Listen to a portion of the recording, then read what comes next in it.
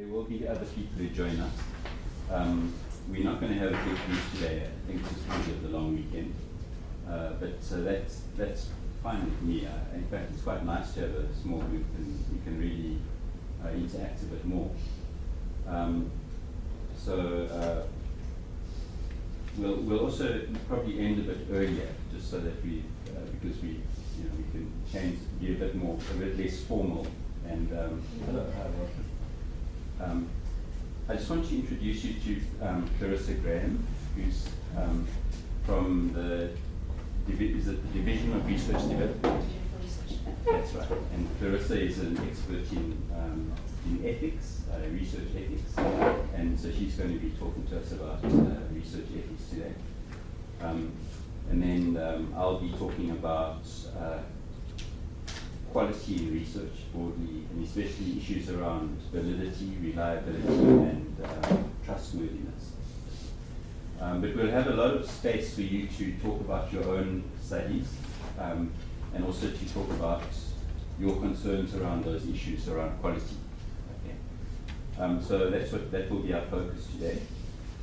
Just before we go into an introduction around quality in research, let's just have some introductions. Could you, because we're a small group, maybe you can spend a bit more time. You can just tell us your name, what you do, whether it's a master's or PhD, what your topic is, just so we can get a sense of who's here, and what year you're in as well. And then, right, just so we've got a sense of. Right, would you like to start? I'm feeling that. Morning everyone, my name is Zenobia. I'm a first year PhD student, and I think I'm doing a PhD in philosophy of education. And my study, so I've just kind of finished my proposal and waiting to meet with the committee for approval or disapproval. But in the meantime, I've started working on my literature review. And my study is about, it's an explorative study, and it's about women who were classified as colored during apartheid, and how they are exercising roles as maths education professionals at higher education institutions. So my background is mathematics. And I've moved from a pure science to a social science, so I'm a bit worried, but yeah, so it's to understand how those women, what were the inhibiting factors or the factors that got them to where they are, to understand that a bit more. Okay, great. That sounds really exciting. So you'll be presenting in November. That's the next one. Okay, good.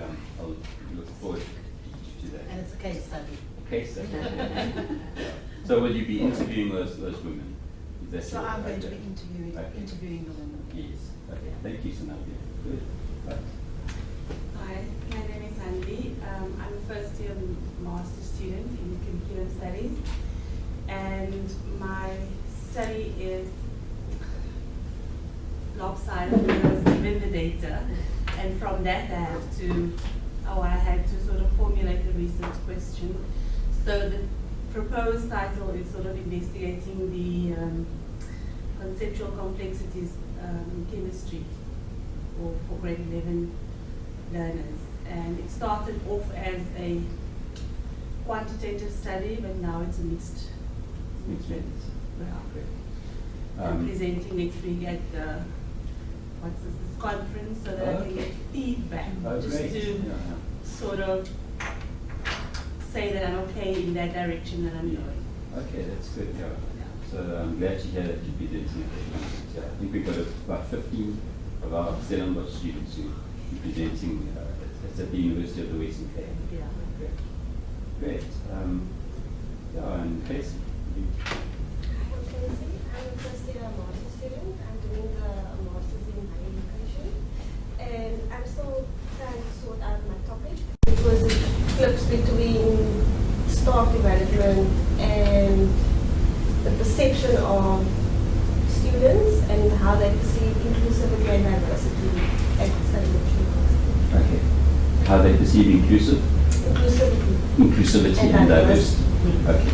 And what department are you in? If you can just tell us the context. I'm in financial services. I work for the university as well. Okay. So yeah, I'm not sure if I should focus on students in the faculties or students at the residences. Okay, so you're still thinking about those issues.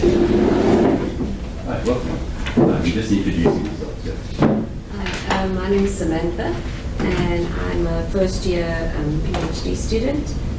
My study is looking at the life skills curriculum with the foundation phase, and particularly looking at the aspect of music in the life skills curriculum.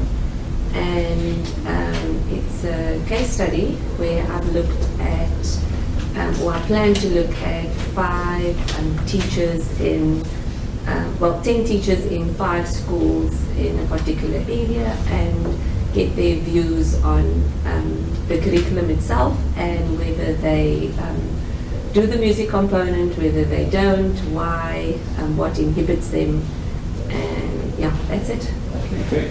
Thanks very much. So are you planning to interview them, and or what methods are you planning to Yes, use? so I've got an observation protocol which I've already rolled out as a pilot study. Yes. I lecture at CPUT, so I managed to get the students to actually go into the classrooms and teach. So I had 8 weeks of observation, which is great, and then interviews, with.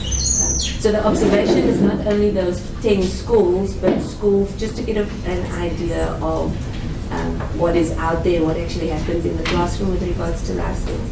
And then the focus, the interviews are with teachers in those 5 schools, the 5 schools vary in everything, in resources, in demographics, and Okay, great. student component. Thanks very much, Samantha. Right, Mel. Hi, morning everyone. My name is Mel. I'm a first year master's student, curriculum studies. My focus is mathematics, but in the early grades. I'm in the final stages of tightening up my proposal. Where my curiosity lies is looking at the lived experiences of foundation phase teachers, specifically with regards to teaching of mental mathematics, but to support mathematical proficiency. Just a bit of background, traditionally the way mental mathematics is taught is just through drill and practice and memorization, and I'm wanting to investigate experiences if we shift that approach and do it more for understanding. And it looks like it's going to be a case study. I'm still typing that up. So. Thanks very much. Good. Yes. So Sorry, can I just say? Yes. I did a master's in how music helps with reading development. Yes. And what came up all the time is how it helps with maths as well. And I'm So- sure, I'm musically, I can't beat a drum. I can't hear that birthday tune. But what I can see is the rhythm and the pattern and the connections, and I can definitely, and that's what mathematical proficiency is all about. It's not just this music note or fact, it's how they all piece together. So awesome. connection. Yes. good. Thank you. So there's a tea time conversation. Yes, absolutely. That's the next study. Welcome. We're just introducing ourselves. So you ran up the stairs. That's impressive. Hi, sir. Good morning, my name is John. I am a second year PhD student, and my study is focused on the contemporary economic issues in the economics curriculum. There is a perception out there that there's a skewed application of economics in the education, where the focus is on new classical economics theory, excluding the more contemporary pluralistic approach. And because of that, there's a very, very strong emphasis in economics on mathematical models instead of the lived experiences of the people. Yes. So much so as one statement that I've read, where the Queen asked the London School of Economics, but did nobody see this coming based on your mathematical projections. And because no economists saw the 2008 economic crash. Yeah. So based on that, the focus is therefore on what should we do to almost, won't say move the way, but to accommodate other perspectives also in economics than just this, almost one-sided approach where we look at mathematics as the solution to looking at forecasting. Yeah, so that in a nutshell, and it will be multiple case studies with teachers, what their experiences are, and take it from there. Great. Thanks very much, John. It's really interesting. Right. Hi everyone, my name is Lindile Mankota. I'm in my third year of Masters in Educational Psychology, and my study is basically looking at the journey of identity development amongst grade 9 learners, grade 9 and 10 learners who are both socially promoted and who are retained in the grade. Okay, great.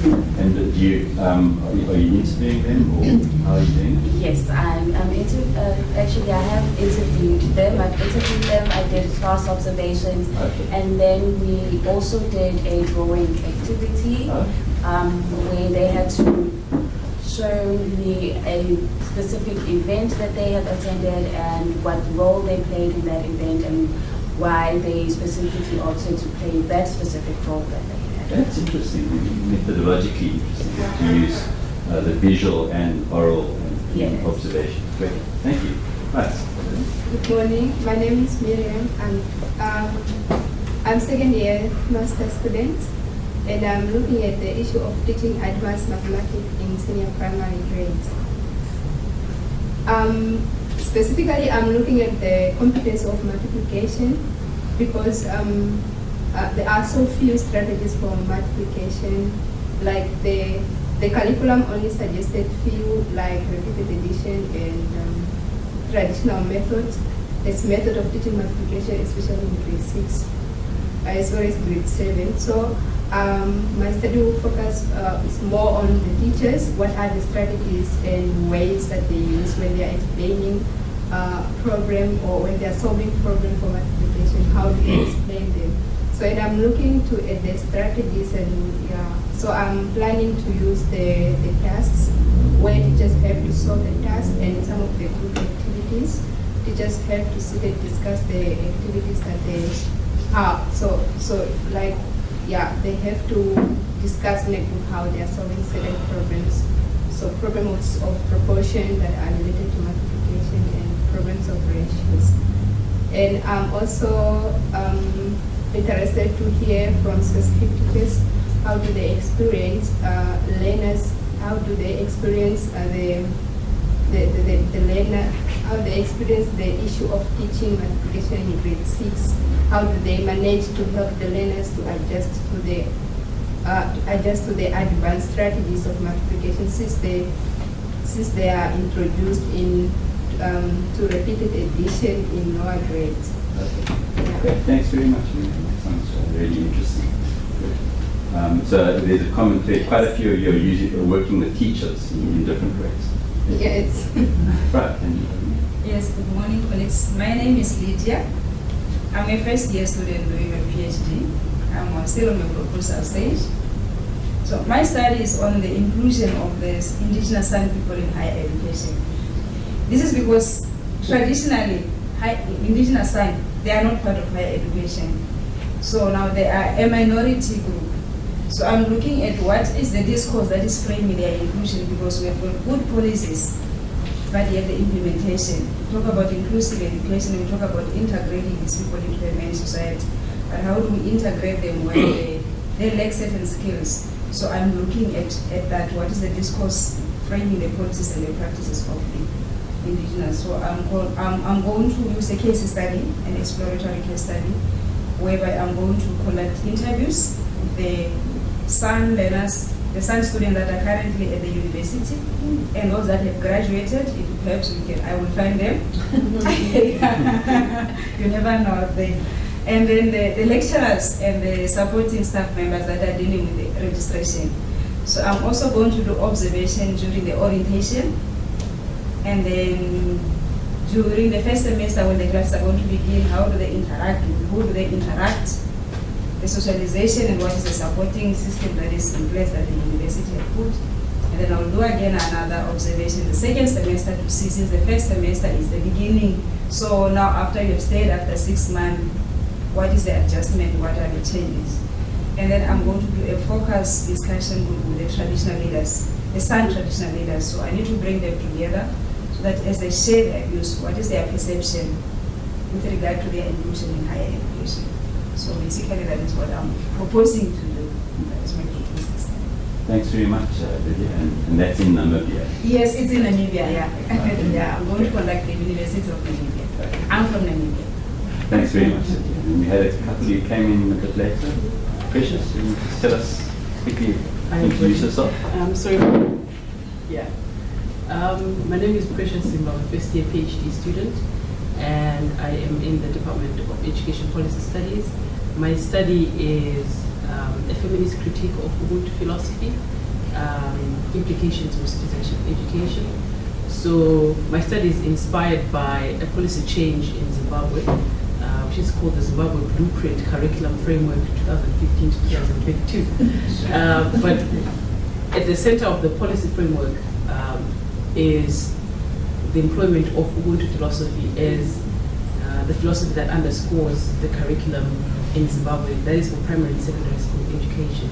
And so I'm looking at, it's a continuation from my master's study because this policy is informed by presidential commission that was done in 1999 and has only been adopted about 15 years later.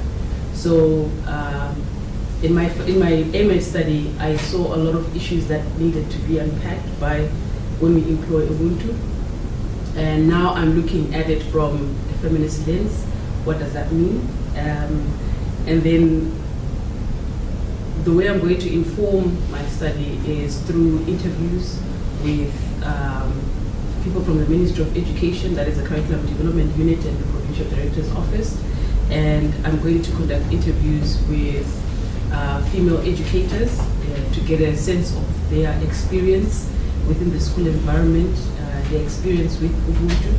And then hopefully I'm praying for an interview with the sage, who is he's a cultural guru in Zimbabwe. He understands history because I'm also looking at Ubuntu from a particular lingua culture, which is Northern Ndebele, Isindebele. So I'm hoping that this interview with this person will also enrich our understanding of what Ubuntu is. Thanks very much, Precious. Yeah. Good morning, I'm still catching my breath. This exercise I took it was a bit hectic. I'm Lydia. I'm a first year student doing a PhD study, and it's still at an infant stage. It's all about constructive alignment. Does it happen in our current curriculum? That's the basic part of it. So as I said, it's in an infant stage, but most importantly, I'll collect my data using interviews, observation, and data analysis. Document analysis. Thank you. Thanks, Lydia.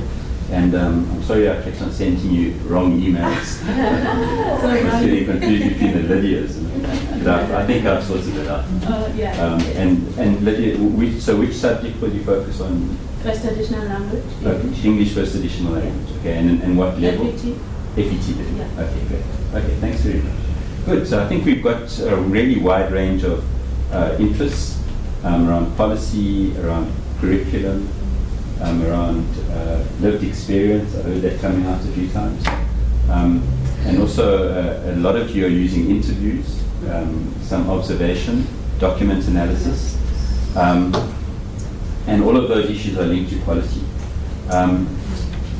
Clarissa, would you like to, sorry I introduced you, but would you like to say anything just about yourself and where you're from? Sure. Yes, please. I would like to Thank you. correct Prof. and say Thank I'm you, not an please. expert in such things.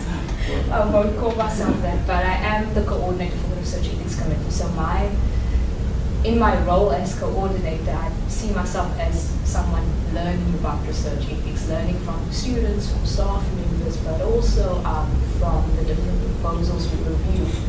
And when Prof. Rule approached me to speak about quality of research relationships, it's something that I think our office is not necessarily, it's not something we usually present on. Think about. So this is going to be very interesting. But my background is in political science. So I actually did my master's in politics and then ended up in research ethics, which I'm seeing now that maybe it's not such a far jump. I usually think it was. And I've also have interests in sociology and social anthropology. I did my postgraduate diploma in social science methods with the sociology department. So we got a broad overview and also some in-depth training in terms of the different methods to be used. So hopefully we can share experiences in these discussions that I can take back to the committee. I'm hoping that. And also that some of the experiences that I've learned from my role as coordinator and engaging with other students and supervisors and academics, that I will be able to impart something to you as well. Of course, very small scale, because you are the experts. Yeah. Clarity is very modest. I think, yeah. I would like to jump in and ask you a question before she can do her presentation. If it's very brief, because we need to go on. Yeah, go ahead. Are you going to tell us what is it that you expect from us when we apply for ethical clearance? Yes. Well, not specifically clear. This is not a discussion about the process or the procedure. No. And I'm thankful for that. It's more a discussion of the norms, standards, the values that should flow through the proposals in your thinking, in how you engage with participants. So hopefully, catching you early, I know Sandile has submitted her project has been approved, so she's after the fact. You are still starting with your research that imparts some useful the values and hopefully help you prepare your proposals through our discussion.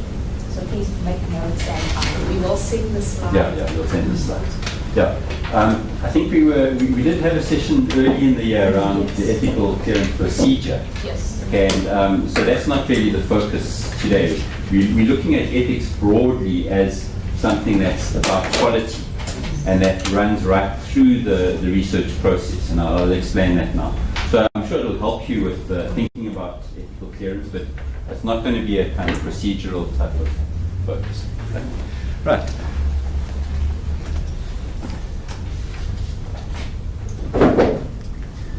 Right, so what we'll do is we'll start off with talking about quality in research, and I just want to give you a sense of a broad, holistic understanding of quality, and then we'll go into look at some specific aspects of quality, particularly the ethics, and then issues around validity, trustworthiness, and reliability. Okay.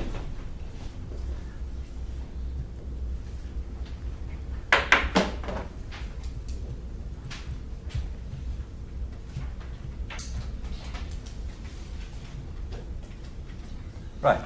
So what we'll do is we'll start off with just an introduction around quality, and then we'll move on to ethics, and Clarissa will give us some input on that, and we'll have some discussion. Then we'll have a tea break, and then we'll move on to issues around validity, reliability, trustworthiness, and look at a few scenarios and discuss them.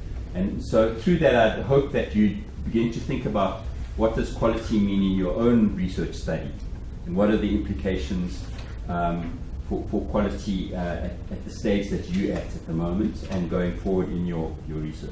Right?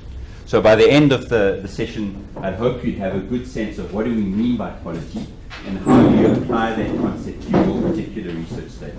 So that's what we'll hope to get out. Okay. Right. So just to start off with, what is quality in research? Quality is an overall term referring to the integrity and soundness of the data collected and the relationships and procedures surrounding its collection. Right. So it's quite a broad sense that we're referring to integrity and soundness. Okay. So those are really values. So quality is about values and how you carry those values through in your research. And that's really applies to all the different stages of your research. And it also has implications for the relationships. And I think that's very important, because sometimes we think of quality in terms of the data and how we collect it and how we analyze it. And of course, that's very important. Okay? But we also have to consider quality as it relates to the research relationships that we engage in the research. So that means our relationships, especially with the respondents or participants, how we engage with them, how we treat them, and how they understand the research. And Clarissa will talk more about that. So if we look at quality, it's really central to the whole research process. Okay? So we should think about it right from the beginning in terms of how we conceptualize the study. Right. So and you think and a lot of you are busy with your proposals at some stage in your proposal development. That's very important, to conceptualize the study clearly, and to have values such as inventiveness, significance, and imagination are really important there. If you conceptualize the study vaguely, then often that has an impact on the quality right through.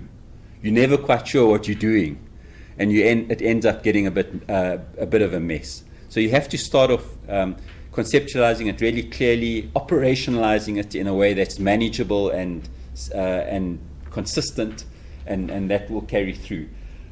But it also links to the development of your research purpose and questions. And if you're working on your proposal, you'll be struggling with that. You know, you have to make sure that the purpose links to your topic very clearly, and that the questions flow from your purpose, and that there's an alignment. Okay, I like that idea of constructive alignment. It's really useful when you're thinking about your research proposal. Okay, so that's where quality fits in with that. As I mentioned, it's crucial for relationships, and that's where ethics comes in. Respect, trust, reciprocity. We have to think carefully about how we relate to those who are involved in our research, so it doesn't end up being something that we're using people for our own purposes, but that there's some kind of reciprocity, and that we're thinking about how the research is going to benefit them, or at least not harm them, and what implications it has more widely for society. Right. We have to think about quality in terms of how we collect the data, the methods, sources, instruments, and we'll talk more about that as we go along. And again, those methods and sources and instruments have to link very clearly to the research questions that we ask and the purpose of the research. Right. So unless we've got appropriate methods and sources and instruments, we won't be able to answer our research questions, and then we won't be able to achieve the purpose. So there's a kind of golden thread that runs through, which is about the quality. It links to the analysis of the data, and we'll talk about how that links with trustworthiness, issues of validity and reliability, and triangulation. And then also, it's an aspect of our engagement with theory. Okay, so a lot of you are thinking about, what should my theoretical framework be? Or is it a conceptual framework? Or am I going to generate theories from my research? Am I using grounded theory? So we have to think about what is a good relationship with theory within the study. Okay. Quite often we use theory and sort of swallow it whole and then apply it to our study without critically interrogating where the theory comes from, what the context of that theory is, and how it might or might not apply to our particular context. So that's very important. And then finally, the presentation of the data. How do you present your findings? How do you use quotations? How do you paraphrase? How do you summarize, synthesize? All of those moves are very important, and it's important to think about the quality of the presentation. Okay. When the thesis is evaluated, that's one of the criteria. People look at the presentation of the data and the overall appearance of the thesis. So we have to think about that as well. What I'm arguing then is that quality is at the center of the whole research process. It's not just about the ethical clearance form. So we're trying to move away from that idea and make sure that quality is something that you're thinking about in different ways right through the process. Okay, right. Right, so I'm just going to introduce a few terms, and then we'll move on to look at the quality of relationships. So as I said, we talked about quality as an overall term referring to integrity and soundness. Triangulation, have you come across that term? Okay, right. So that's a common term that's used to refer to the use of more than one method or source of data or data collection or data analysis. Okay, so typically you would not rely only on one method. You might use, for example, interviews plus observation plus document analysis. And then that's the idea of triangulating, right? So that you can check one against the other. It can also refer to the use of multiple sources. So for example, you might not only speak to teachers, you might also speak to principal or the subject advisor, right? Or you might also look at documents. That would be another source. So you could have a triangulation of sources or a triangulation of methods of data analysis. Perhaps you do content analysis as well as, say, discourse analysis or narrative analysis. That doesn't mean you have to do all of those things, but you have to think about how you're going to check one way of doing things against another. Right? In qualitative research, some people talk about this as crystallization. Have you heard that term? And their argument is that a triangle, the implication is that triangulation means you find the truth in the middle, that if you intersect, then you've got a, but in qualitative or interpretivist research, you wouldn't say that there's only one truth, right? So you might find that the principal's got a different view to the teachers. That doesn't mean that one is lying. It just means that there's different perceptions of reality, and perhaps they're constructing reality in different ways, right? So the idea of crystallization, a crystal has multiple facets or faces, and each one gives you a different kind of view or perspective. So that's a different way of understanding it. Okay. Reliability refers to the consistency of the method that you're using. Right, so if you use this method, are you going to get the same results if you use it again? Right, so that would be about the reliability of the method. Okay.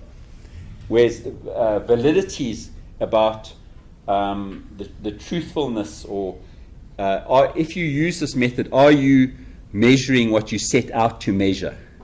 Okay. Say, are you finding out about the thing that you've identified in your study as the main focus of interest? Okay. Say, for example, students are writing a test, a language test, and it's a comprehension test, right? And they're writing in a South African context, but the text is about, say, German culture. Okay. And then if students do poorly in the comprehension, it might not be measuring their comprehension, but their cultural understanding. You see what I mean? So you have to make sure you're measuring what you set out to measure. That's what validity is about. Okay? Does that make sense? Right. And then finally, trustworthiness is a set of criteria for assessing the quality of qualitative research. Right? So qualitative researchers are not so happy with ideas of validity and reliability. They said that these are more appropriate for working within a positivist framework, and they developed some alternative criteria, and we'll explain that in more detail as we're going along. Okay, so that's just to give you a framework, and now we'll move on to look at the quality of relationships within research, and that's where ethics comes in. Right, and I'm going to hand over to, yeah, you got a question? I just want to know, just for my own study, theoretical triangulation. Can you say something? Theoretical triangulation. Okay, do you tell me what you mean, what you understand by that? When I was doing readings on case studies, I came across theoretical triangulation, and I'm finding, because of the nature of my study, which is looking, kind of going into a bit of philosophy, I'm looking at theories from different people that are speaking about, writing about the same concept. Yes, yeah. So, for example, the concept that I'm looking at is recognition, and there are theories around recognition from a few theorists. Yes. So, in a way, I was getting a little bit confused because I wasn't sure now, am I using this theoretical triangulation? I'm not using it to collect data. Am I using it now to analyze my findings so that whatever themes I get out of the lived experiences of the women kind of is consistent? So am I doing it for reliability, or should I be doing it for validity? Sure. Or, I'm starting to think about the complexity. Okay. That's a good question. If I think about the idea of theoretical triangulation, I don't feel comfortable with that idea, because it implies that, this idea of having a triangle, and if you do triangulation, somehow in the middle you'll get the truth. Okay. So I would prefer to talk about, using theoretical perspectives or a theoretical framework, right, where you're drawing on different theories in order to understand to conceptualize your topic. So that could be one way of using it, and or to analyze your data or understand your data. Right. So, for example, say you're looking at recognition, and then you've collected the data, and then you use one lens, one's theoretical lens, to analyze that data, and perhaps that will illuminate it in certain ways. And then you use a different theoretical lens, which might give you a different understanding of the data. So in that sense, you're using multiple theoretical lenses. Let's use that metaphor, which can be very valuable because it illuminates the data in different ways. Okay. So theoretical triangulation, I'm not so sure about that idea, but I think using different theoretical lenses can be very valuable, as long as you've got a good rationale for why you're doing it and how the lenses relate to each other and to the topic. Does that make sense? Okay, good. Right, thank you. I'm going to hand over to Clarissa now. And right, so to make it go, you just tap. I just like, okay. Sure. Yeah. Okay. So, like I said, it was quite interesting for me when Prof. Rule approached me to speak about the quality of relationships. Usually I'm asked to just speak about the procedures, the process, give you a little list of things that you need to tick in order to get ethics approval. So this has been quite challenging for me, but interesting actually. So I hope that what I'll explain to you in the way I'm going to explain it to you makes sense, but that it helps and that it leads to discussion. That's the most important. That's my goal for today, is that we have a discussion, we share experiences, and then hopefully we can, combined, we can find ways in terms of managing, or at least thinking about quality in research relationships. So I'm going to introduce my topic, but of course what I'm going to focus on is more the values and the norms and the standards, what we think of in ethical research.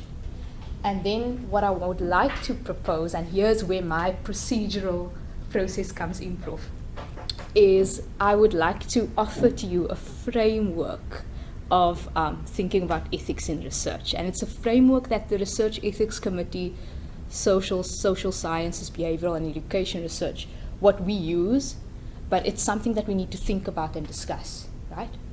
So let me start off with dictionary definitions, because I'm coming from political science. We've always said if you see a concept or a word, you need to think of a dictionary definition. I prefer Prof. Rule's definition of quality in research, but I thought about what is quality, and it describes it as, well, it's a noun. It's something that quality, it's the standard of how good something is measured against other similar things, general excellence. So we come across these things, it's a standard, it's relating to excellence, it is a distinctive feature.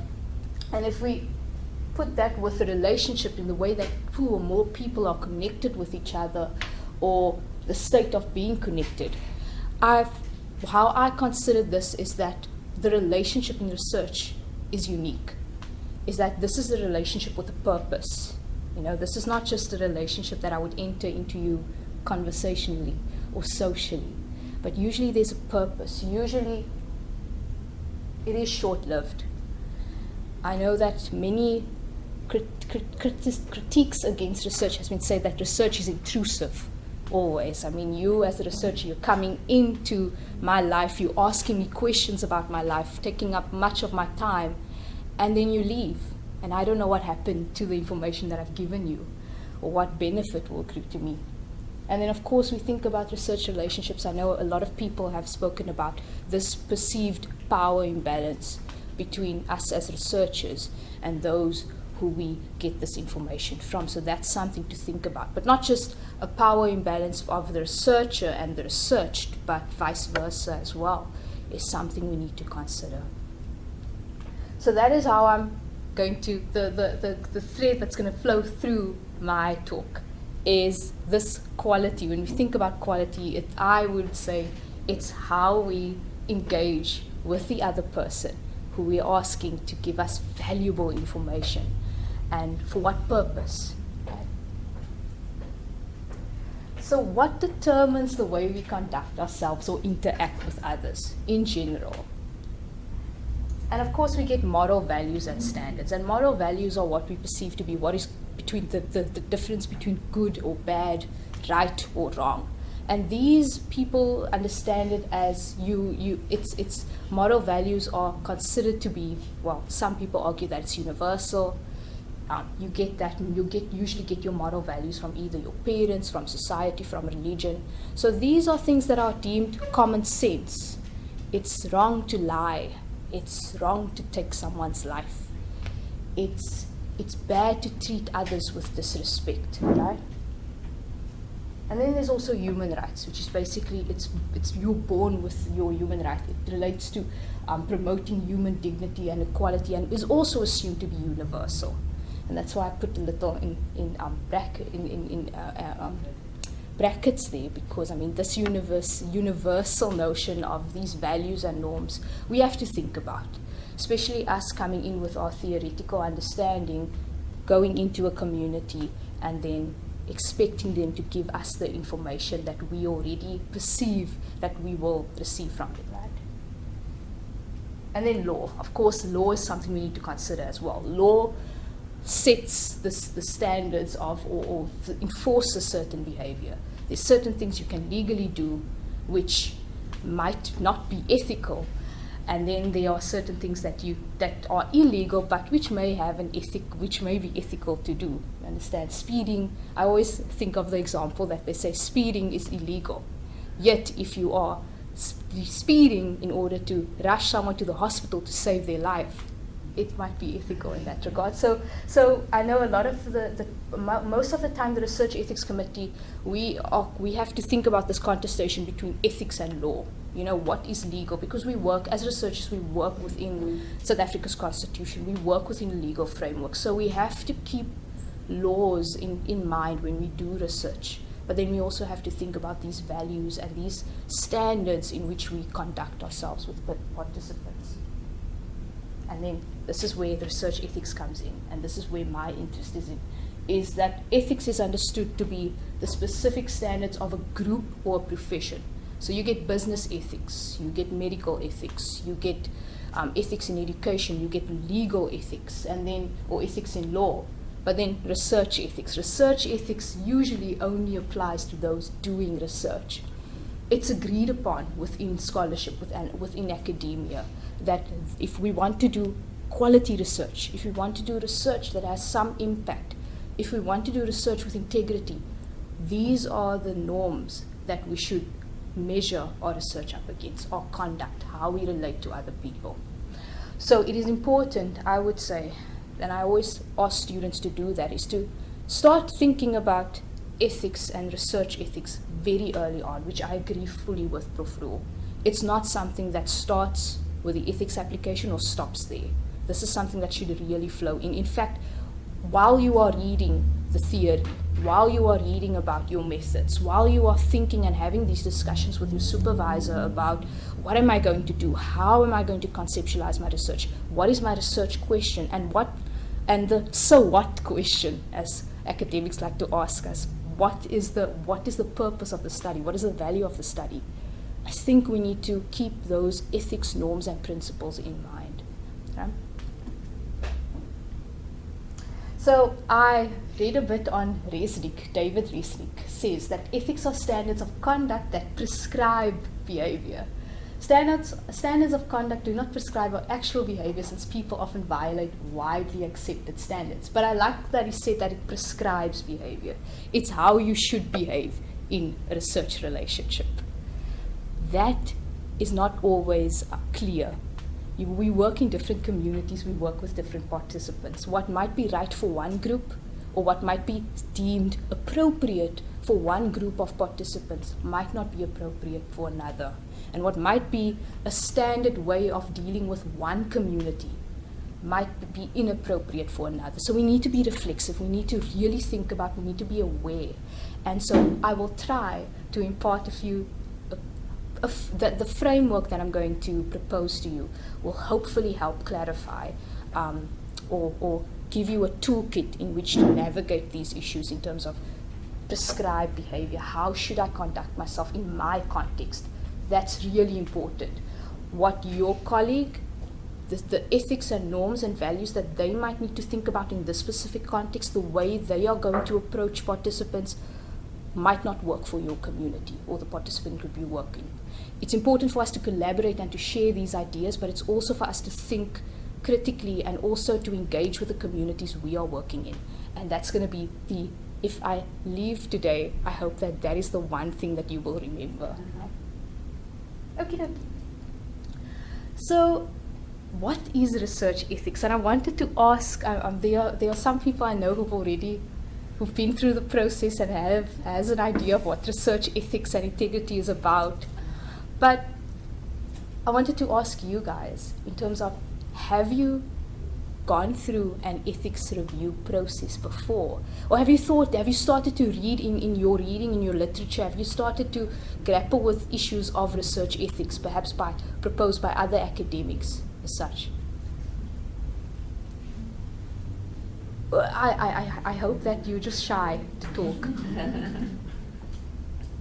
But usually this is when I engage with students, this is usually the blank stares I get. And students coming to me saying that I don't know what is research ethics, how do I even approach it? Which I find a bit concerning, but in the same way I find it as an opportunity for now we can discuss, now we can debate, now we can think about research ethics a bit more broadly than just sticking with these are the things you need to comply with. I saw a hand, Mel. Yeah, I think for me what's becoming more and more evident, and it's starting to worry me, is that Yes. I'm all over my own research, because how do you conduct research without being interested? Exactly. And having, I don't want to say an agenda because that sounds sort of, but I'm very invested in my research, and I'm realizing that this is a problem, and I don't know how. I mean, I will figure it out, but I think for me that's the biggest thing in terms of the ethics. How do I remove myself without removing my interest and my excitement in what I'm doing? So yeah, for me that's becoming increasingly, I'm excited about this, it doesn't mean everyone else is, but how do I present this in a way that is ethical? Exactly. Any other comments or experiences on that before we engage? Yeah, I'm doing a feminist critique, and because I'm looking at it from a feminist lens, at the back of my head already is, how do I engage with women? How do I put their voices across in a way that validates their experiences, which is something that usually is not well considered. So the whole process, I would say, in my methodology, that really pushed for me to think around issues of power dynamics. How do I interview the women? Do I interview them one-on-one? And am I not just perpetuating the same power dynamics that I'm trying to subvert? You know, so for me, I think my lens is the one that informed the kind of ethical procedures that I want to. That's an important point today. I mean, I'm thinking in terms of in my role as the Research Ethics Committee, often what we think about is our mandate is to protect research participants.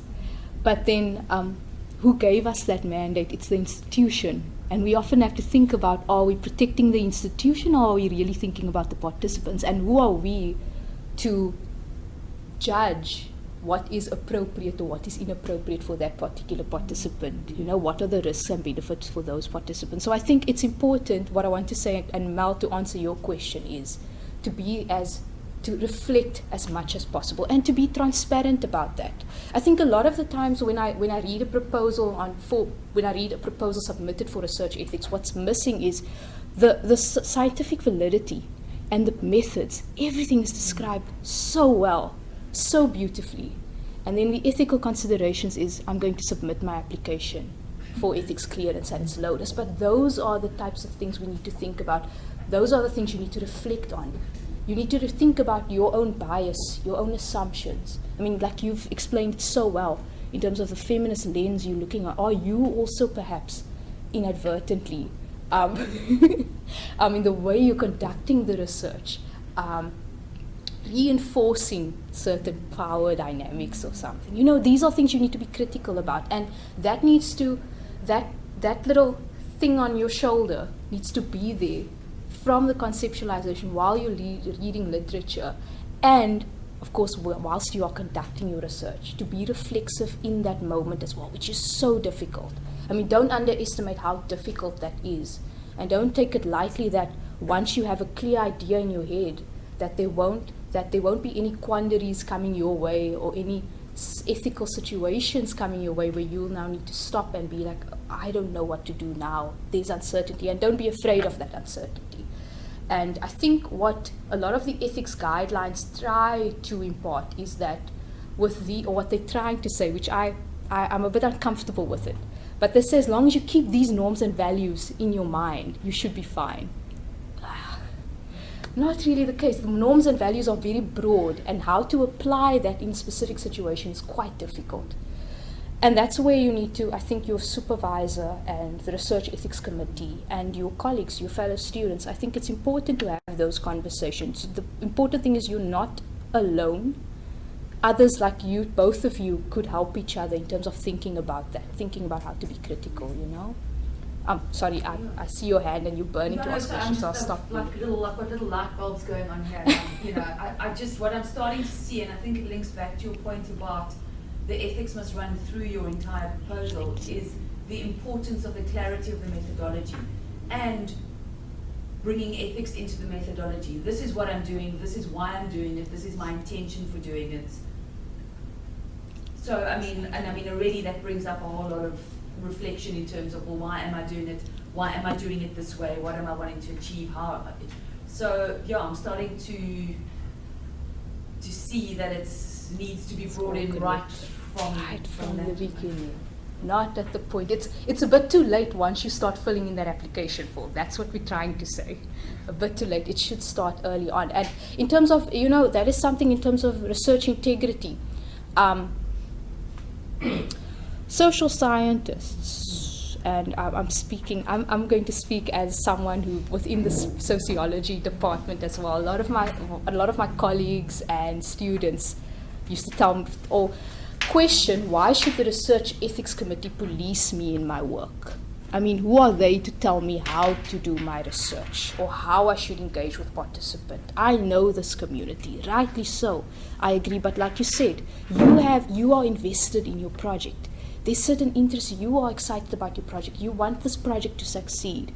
And it's good to submit your proposal, your thoughts, your reflections for independent review, either with your supervisor, your department ethics screening committee.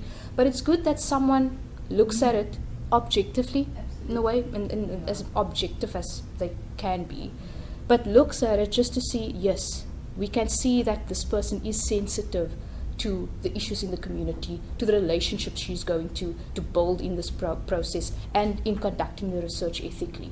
And we can see the value in this research being done, and the respect for participants. We can see that from how she's planned her research project.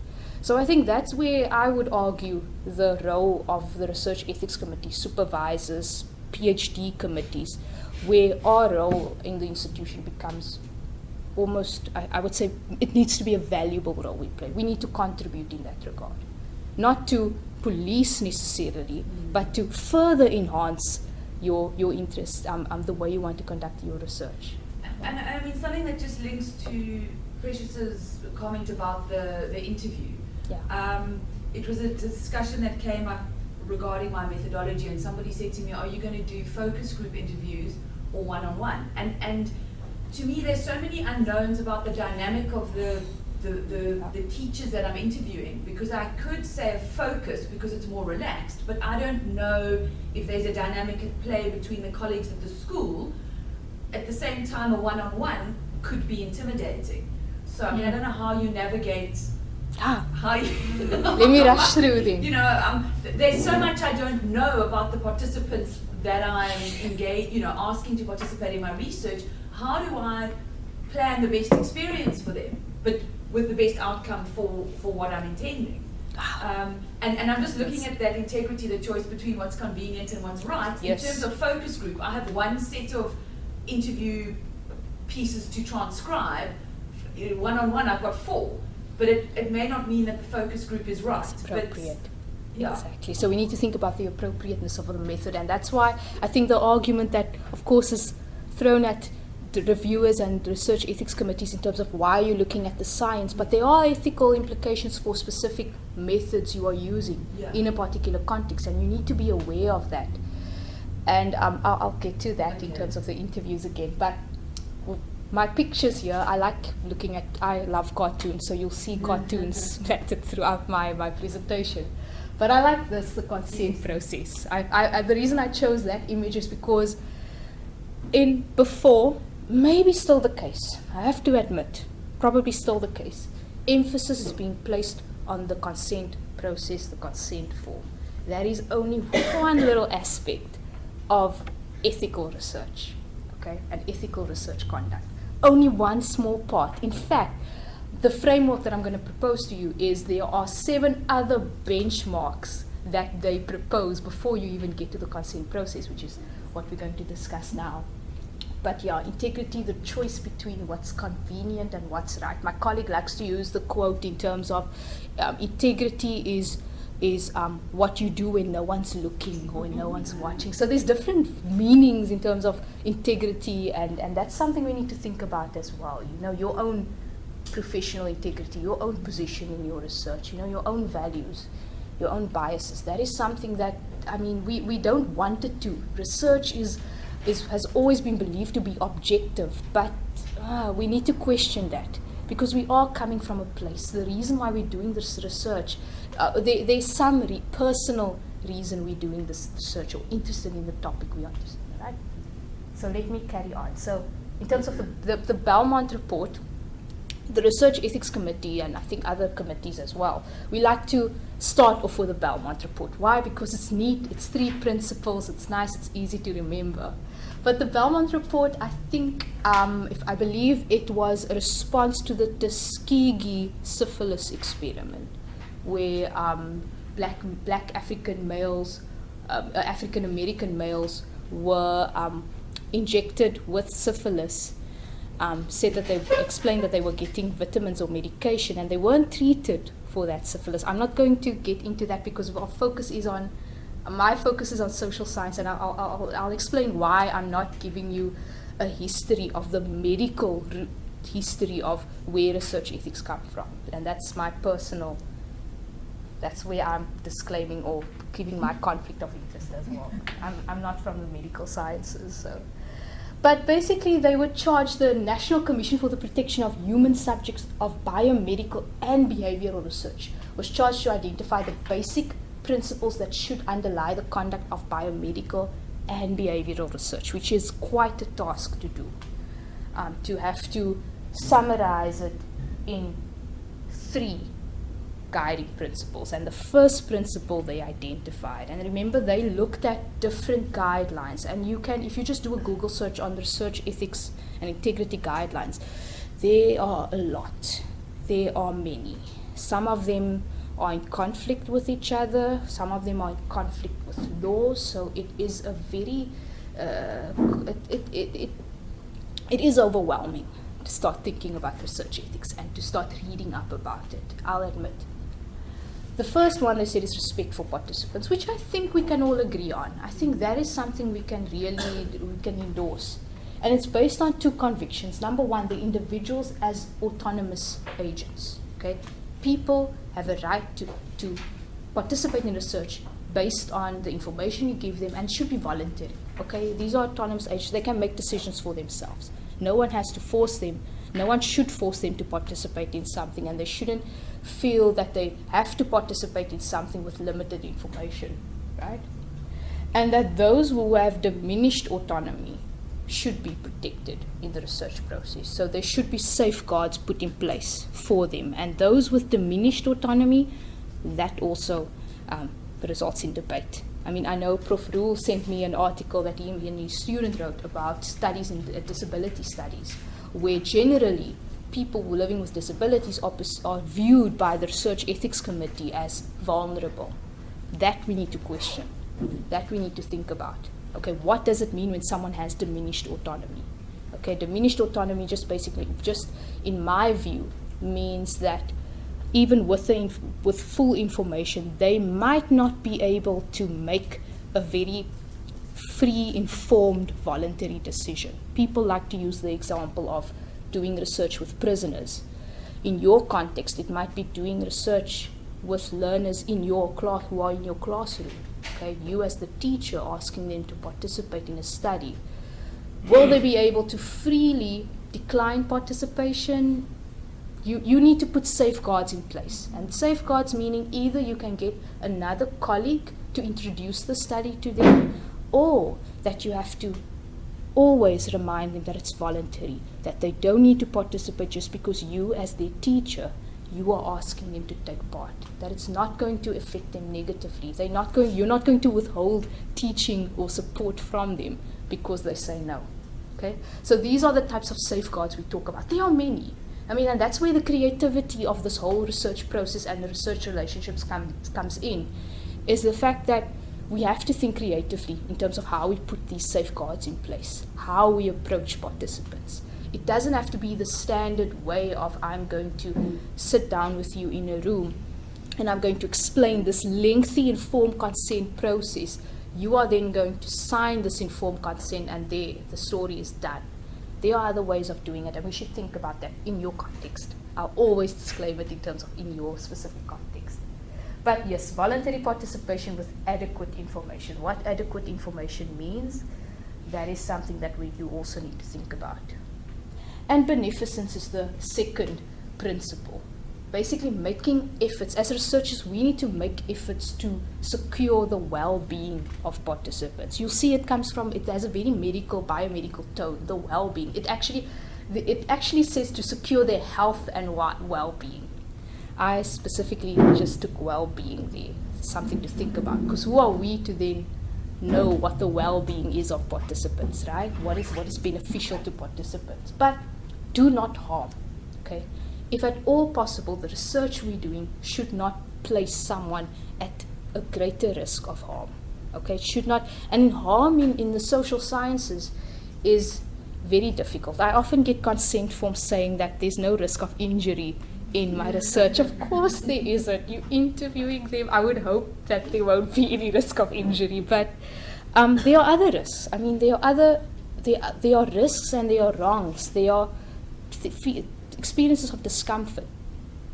I mean, asking people to reflect on their lived experiences, which I don't think people, maybe they do, maybe they don't. We won't know at the offset, but asking someone to think about, why do you do things the way you do it? What is the meaning of how your opinions? What is the reason behind your opinions, or whatever purpose it is for our inquiry into their lives? We need to make sure that if there is some discomfort, we need to be sensitive to that, right? Some research projects could have the potential for re-traumatizing participants, or actually causing distress. There are also legal risks associated with taking part in research, and this is more for those doing research from what I've seen, people doing research in organizations, okay, where they're doing audit research projects, where they're looking at financial audits, but also they're looking at policy making, okay, or you're looking at issues of corruption, or you're looking at people's, there was one project we reviewed where someone was looking at the teaching styles of educators, whether it was authoritative, whether it was a democratic style. And we need to think about in terms of, and they were interviewing learners, and we need to think about if a learner has experienced abuse from a teacher, okay?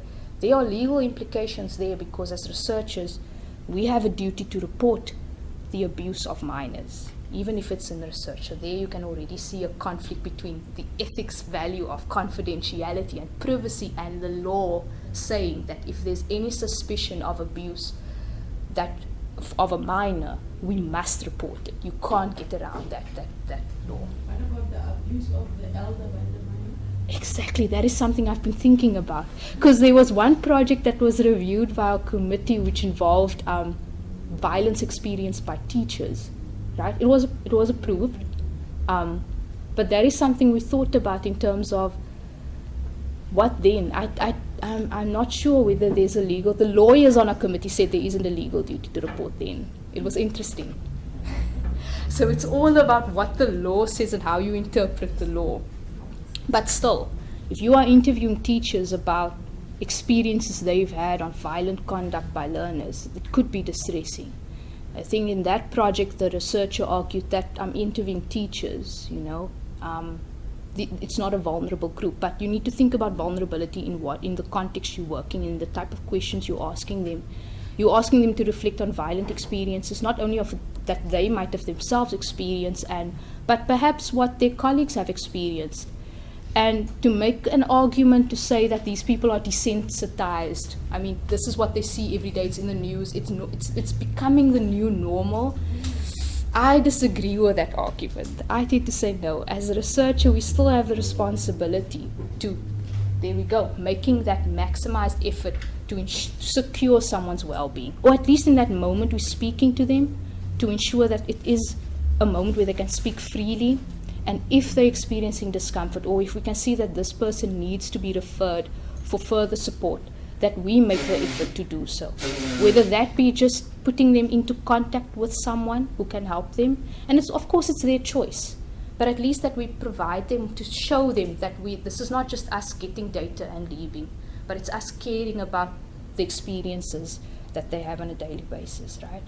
So it is a difficult, I think, research, especially with human participants, it's difficult. I like to say that people like to say, oh, but I'm doing interviews, there's no risk. There's always risk when you're doing research with human participants, always. Even that small, it might be minimal, the magnitude, the probability of that risk might not be high, but there's still some risk, and we need to be aware of that and think about, have our plan or strategy, and how we're going to handle that situation should it arise. And it's difficult. It is. But that's why we have support, supervisors, colleagues, research ethics committees, experts we can tap into to find out, how have you dealt with it? How is the best way to deal with the situation? But I carry on. And justice. And justice is basically in terms of who ought to receive the benefits of research and who bears its burden. Taking time to take part in an interview is considered a time-consuming process. I mean, you're asking people to take time out of their busy schedule. Maybe they don't see it that way, maybe they do, but still there's some time inconvenience in taking part in this research process. And also some personal, there might be you asking them to reflect on things that they might not usually reflect on, which itself is difficult. Someone asks you a question, asking you, what is research ethics? And now you sit there, oh dear. What do I think about this? It's something that it's time consuming, it takes long, so we need to ensure that those who bear the burden in terms of taking part in this research, that they are the ones who will be those who benefit the most of our research as well, in terms of the findings, in the way we disseminate the results, in the way we inform policy from the research we do, or whatever the case might be. Very lofty ideals, of course. I mean, rarely do we inform policy, but we try. We do not give up. But that the selection of participants should be scrutinized. We, as the ethics committee, and I think all ethics committees tend to question sampling out of convenience, not to be confused with convenience sampling, but just for the sake of, I'm going to do my research at my school because I have access to the students, even though the research question or the research problem does not really relate to this environment. There might be another school where where this problem is real, where this problem is something that is more, the problem is more relevant to them than it is at your own school. So it's something to think about, But there it is, that the reason for selection should be guided by the problem, and that is what Prof. Rule said, is when you conceptualize your research, it should flow throughout, that quality should flow throughout. If you decide on a research problem, it needs to link to the research question needs to link to the research problem. The aims and objectives need to relate to the research problem, to the research question. It's you have to go back and back. It's an iterative process. So you need to think about this constantly. At this point, Prof, I think we're still good for time, or because I'm going to start with a framework soon. But I just wanted to ask if there's any questions at this stage, perhaps any thoughts, any experiences you've had, conflicts, contestations you've had. I'm looking at you, Sandile, because you've been through this. You are the yes, ma'am. It was quite a journey, I must say, but it helped me reflect a lot on certain parts of my research that I hadn't reflected on, and realize how ethics doesn't just pop up at the proposal stage, but it's something that I need to carry out through to even my analysis. So now when I'm analyzing my data, some of the questions that were posed to me in the feedback I received from the committee are still popping up, like, is this what the participant is saying, or is this you now interpreting it and putting your views in the participant's response? So I think I've been stuck on the first interview for over a week. I'm questioning myself. Don't feel discouraged. That I'm saying, okay, this is what I'm picking up from the data, but then now I'm questioning, is it me or is it really coming out of the data? I realized from my ethics application that there's a very fine line in my study. There's a very fine line between me imposing my ideas on what the participants are saying and what the participants have actually really expressed. So and with some of my participants, I'm actually now considering calling and finding out, what did you really mean when you said this? And it's all fine to do that, actually. That's something that we, as the ethics committee, often ask is there going to be some form of member checking, which might have its own problems, hold its own issues as well. So it's a murky thing we're doing. But I remember with my one when I was doing the course on social science methods, one of the academics, I think it was Prof. Stephen Robbins, he said what he had, you have your data and you have your interview scripts and all that stuff, but he keeps a journal. And he has several, I don't know how many journals he has, but he's had a journal for every project he's done. And he writes his own, like the questions you having, those reflections, he writes it down immediately. He stops, he writes it down, just to be able to, and then when he's doing his analysis, he tries to compare and see what are his thoughts now, where is it blurring into what the research, what your respondents have said. And it's difficult. Prof. Ruhl will be able to guide us further on that. But I don't know. I don't know whether there's a clear formula or way in terms of navigating that. Samantha, you had a question. It's fine. Okay. Thanks. Okay. Here I come to my proposal. Let me just say that the views I share here are not necessarily the views of my research ethics committee members. No, okay. Just add a disclaimer there. But this is really my interpretation of the Emmanuel framework. So Emmanuel and his colleagues, they went. So these are research ethicists or people in the clinical research field. Okay. So, but don't wander off yet. Okay, I know it's biomedical, but you'll see what they did here. Okay? Do you mind if I just put the... Oh, yes. Oh, I'm sorry. Yeah. Oh, we'll be struggling. Is that okay? Is it too dark? No, It's okay. And Is it okay? I can't see her now. So you can't see her now. Okay. There's one. I don't mind. But So that's our ethical dilemma. See the... do you see? Do you want to see? Is that... Do you mind if you But it's keep fine, because we'll get this afterwards. Yes, We will send it to well, you. Yeah, we will we'll send send everything it. to you. Definitely. Sorry. So what these guys did was they went and they looked at all the guidelines and regulations in place for clinical research. So, like I said, don't wander off it. There's an idea here. They went to look at all the guidelines and they tried to, like the Belmont report, they tried to make it nice, neat, and pretty. Look at, and they did I think they did a content analysis of all these guidelines, and they came up with a framework of 8 benchmarks. And these benchmarks are supposed to be criteria, or not criteria, but more guidance in terms of what is ethical research, what things need to be present in the way you do your research that would make it ethical, where committees, supervisors, your academics, fellow scholars, colleagues would be able to say, yes, it adheres to ethical norms and standards, right?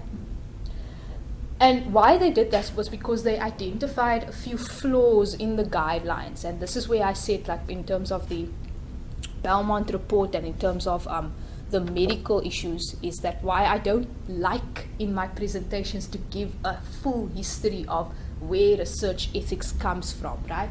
Because usually these guidance documents are born in scandal. Something happened, something awful happened, and now we need to fix it. Now we need to ensure that this does not happen again, okay?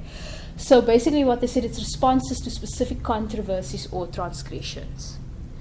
And it didn't allow space for people to think critically about what do we mean by saying that we're going to, that there should be respect for participants. Okay, what does that mean? And what does it mean when we speak about beneficence? And what does it mean when we speak about justice? These are very vague, broad terms that, yes, we can all agree it should be in our research projects and it should inform our research and the way we conduct ourselves. But the practicality thereof, the steps they need to be in order for these values to materialize in our project, it's very vague. And they say that it tends not to examine the overall ethics of research, but to have a specific practical purpose, emphasizing procedural safeguards of informed consent and independent ethics review.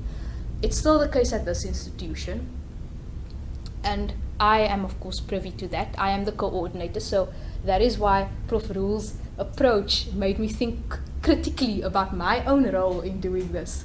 is in informing researchers that, you know what, the fact that your project is going through ethics review process, that's all you need. No, it isn't. The ethics committee is only the first, it's not even the first part as we've all agreed on now. It's something that flows through. The ethics committee helps you in terms of confirming that, look, you have thought about the ethical implications, you've thought about the risks and benefits, you've done your work. So the role of the ethics committee is to ensure that, look, your personal interests are accounted for in the project, okay? That the guidelines and norms are informed in your proposal. That's the role of the research ethics committee. But these guidelines, they basically said, as long as you have informed consent and as long as there's an independent ethics review, that should cover, that should be enough for someone to accept that this project adheres to ethical guidelines or frameworks. And that's not the case. We see it in our work, so we know that's not true. But it's neither comprehensive or systematic.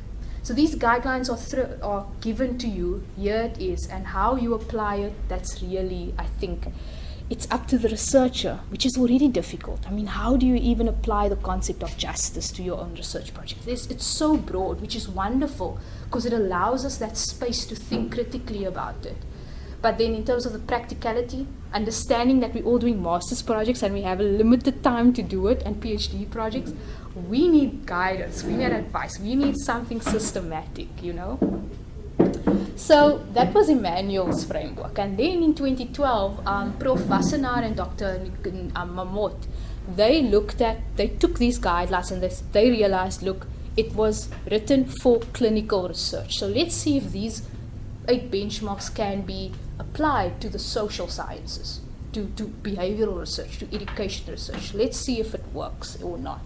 So they reviewed the Emmanuel framework and they tried to think about it as whether it's useful for social science and researchers. And they argue that actually it reflects it, though the key 8 benchmarks already reflect the inherent values that are in social sciences, the way we as social sciences operate, the way we think about how we do research. They say that it fits really nicely.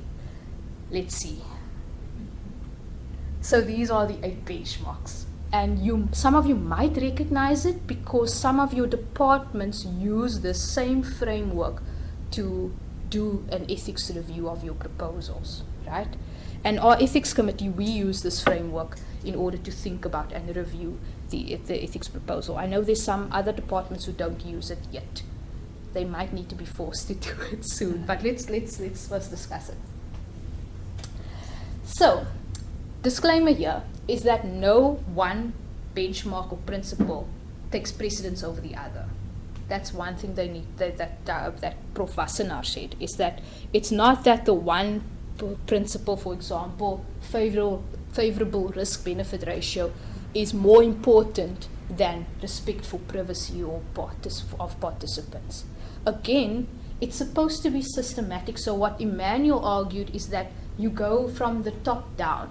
Okay, and from the top is where you do your conceptualization of your research project, and at the bottom is now where you come to analysis. You know, making sure that you respect the views and experiences of your participants as they expressed it to you. You know, but then again, not all of these benchmarks will be applicable to all research projects. Okay, in some research projects where you're not doing interviews, then a lot of these values or these norms fall away.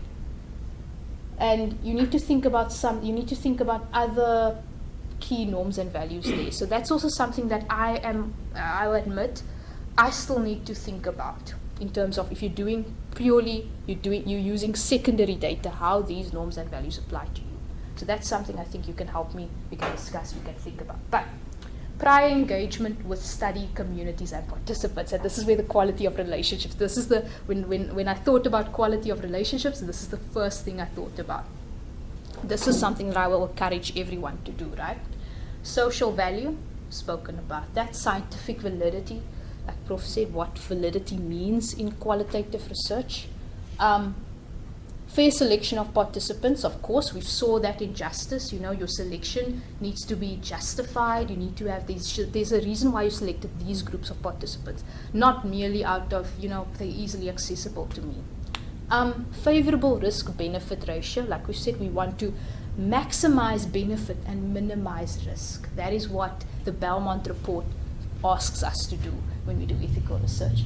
Independent review, we've discussed that. There are various committees that your proposal goes through in order to ensure that it meets criteria, whether that be scientific criteria or whether that be criteria for ethical research conduct.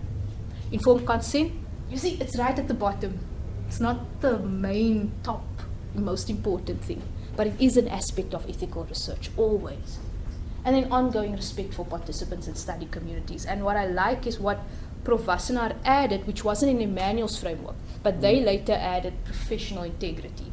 Because you can meet all the above criteria in terms of these 8 benchmarks, but yourself, your position, you as a person, it all depends on how you conduct your relationship with participants. It all depends on how you do the research, your professional integrity, your integrity in terms of working with the data, in terms of collaborating with other researchers, in terms of disseminating your research results. All of that really relies on you.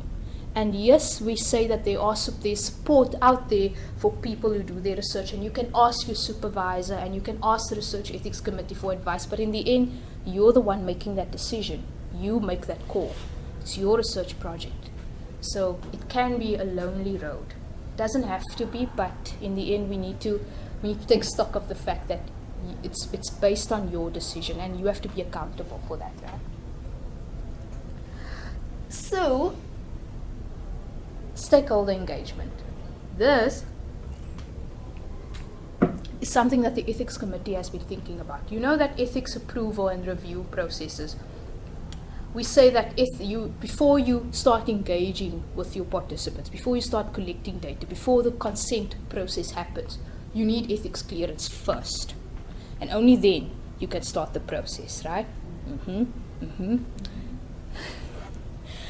And this is why I'm saying my views do not necessarily represent those of my committee. My argument is, in terms of qualitative research, there's a fine line. I mean, we build relationships before we actually collect the data. That is what we do. That is an ethical way of doing things, I would say. I would argue it's an ethical way of doing it. Your question, like you said, that you don't know whether focus groups would be appropriate. You don't understand what the dynamics will be between those teachers. This might just help you think through that process. If you do prior engagement, whether it be with some of those teachers, I mean, remember, you're not collecting data yet. What you want to do is you want to plan your research. You want to make sure that the methods you are choosing are appropriate for your participant group, right? It's appropriate for the context in which you're working. So what I would then ask you, or what I would advise you to do then, is actually go to a few of your contacts at the school.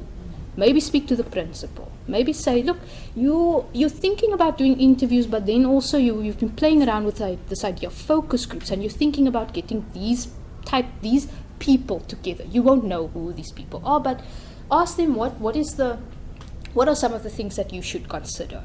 You know, would it be appropriate? Are there conflicts happening in the school between teachers that where that approach of a focus group might actually pose more harm to the people than any good? Maybe it would be better for you to do single individual interviews. Maybe it might be better to do a focus group. Maybe that's fine. Maybe the principal would be able to advise you, or the teacher would say, actually, focus groups would be interesting to get the group to reflect together on certain issues.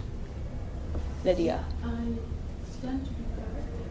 Ah. Before you, when applying Yes. for ethical clearance, you need to show that you've got permission, perhaps in my case from Western Cape Education Department. Do I do that before I apply for? You can. And in the school? Not doing data collection. So remember, there's a fine line, and that's something that I discussed with the visual arts department as well. So what the visual arts department do is their students do these pilot projects, right? But actually it's their community service work that they do. But in this community service work, they build relationships, and they make these connections. So I think in terms of with the Western Cape Department processes as well, gatekeeper permission, that's what we're calling it, and not just with the WCED, but with any organization in which you're working. Their control, their mandate is to ensure to first review proposals before they approve the project. So they need to review what is the purpose of your study, who are you interviewing, what are you actually going to do, and based on that they're going to say, okay, they endorse the project, they're quite fine with this project happening in their specific environment, right? But what community engagement, or we can think about whether we want to call it community engagement, stakeholder engagement, or whatever. But with community engagement is you kind of, dare I call it, I'm not sure how to explain it, but fact checking. You're just getting a feel for what is appropriate or not. You know, it's not data collection. It's not participant recruitment. You're not doing the consent process yet. You're not actually recruiting the teacher and saying, look, I'm doing this study. Can you agree now that you will take part in it? No, you're just asking their opinion now. You're just asking them, what do you think about this? And especially when you have questions like that, especially when you have questions about methodology, especially when you have questions about, would a written informed consent be appropriate here, or should I do a verbal consent process? What about the potential risks? How would this community benefit from this? I think a lot of the times we, as researchers, we assume that the results of the findings will benefit the community, but how? How is it going to be disseminated? One of my research ethics committee members, she explained to me how, actually for her project, our research ethics committee told her that she has to do some community feedback sessions with nurses, the hospital she was working in. She made those arrangements and no one showed. And the argument, and she said that she didn't actually check with them whether that would be an appropriate way of disseminating her findings, of explaining the findings to her. She did it during work hours. If she had done prior engagement, asking them, okay, so this is my project. This is what I'm thinking about. These are the people that I would want to interview. So what do you think? Okay, and in terms of disseminating the findings, in terms of making sure that the community benefits from this project, or you guys, you're my participants, you benefit from the findings. I can feed back that information to you. What would be the most appropriate way of doing it?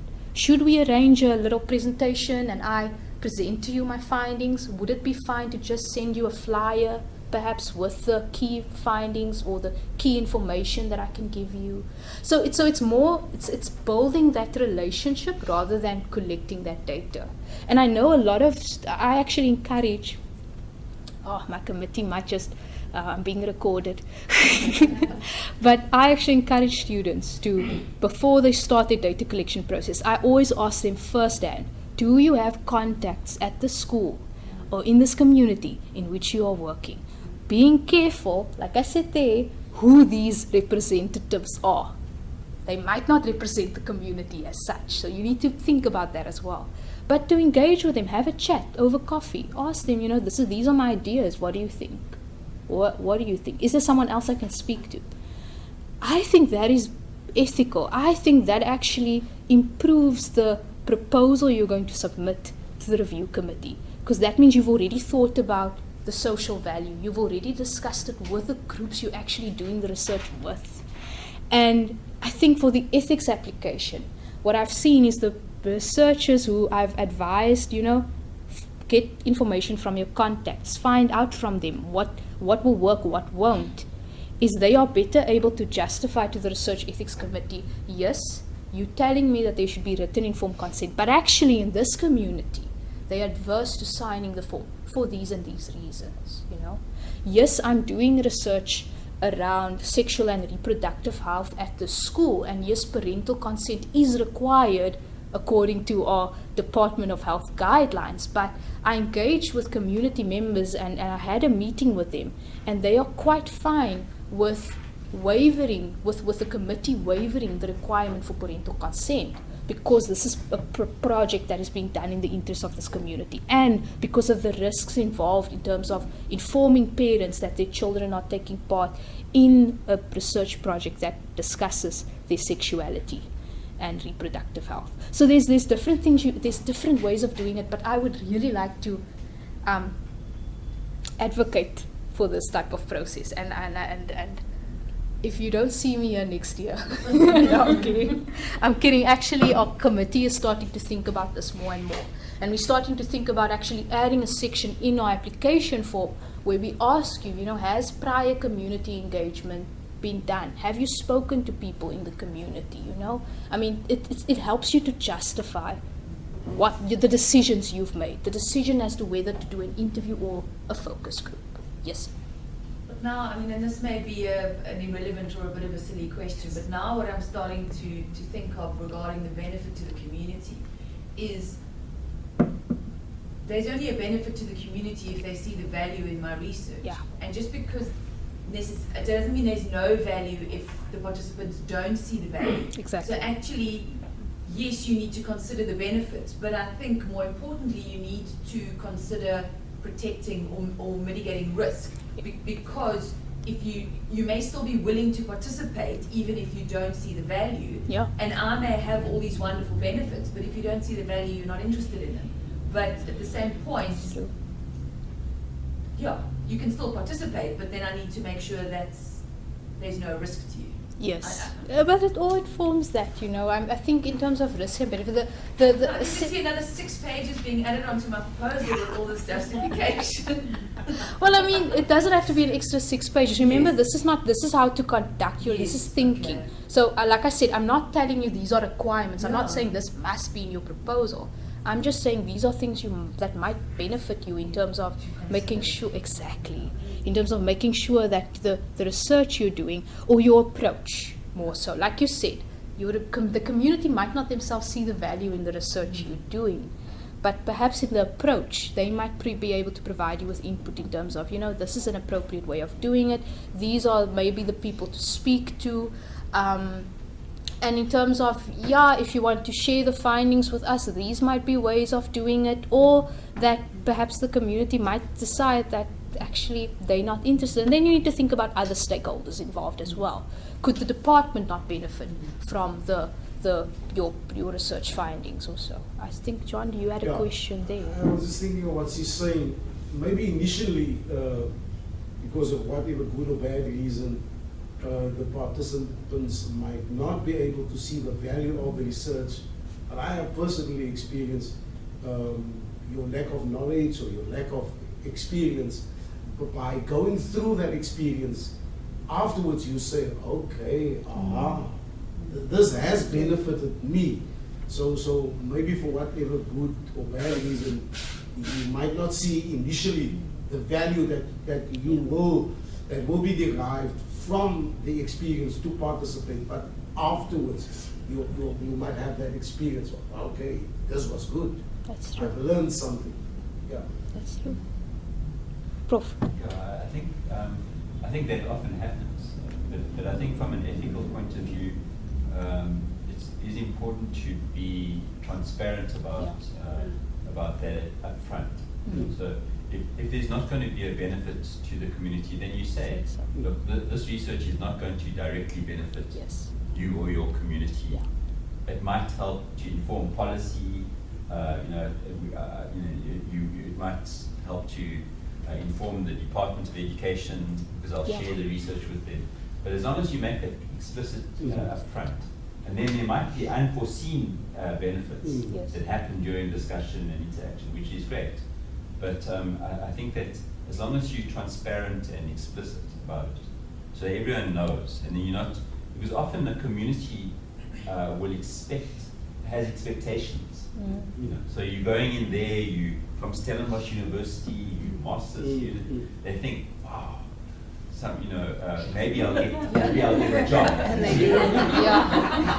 Maybe I'll get a free lunch or whatever. And so you have to be really careful about that, about saying this is how you will benefit, and this is what will happen, what will not happen.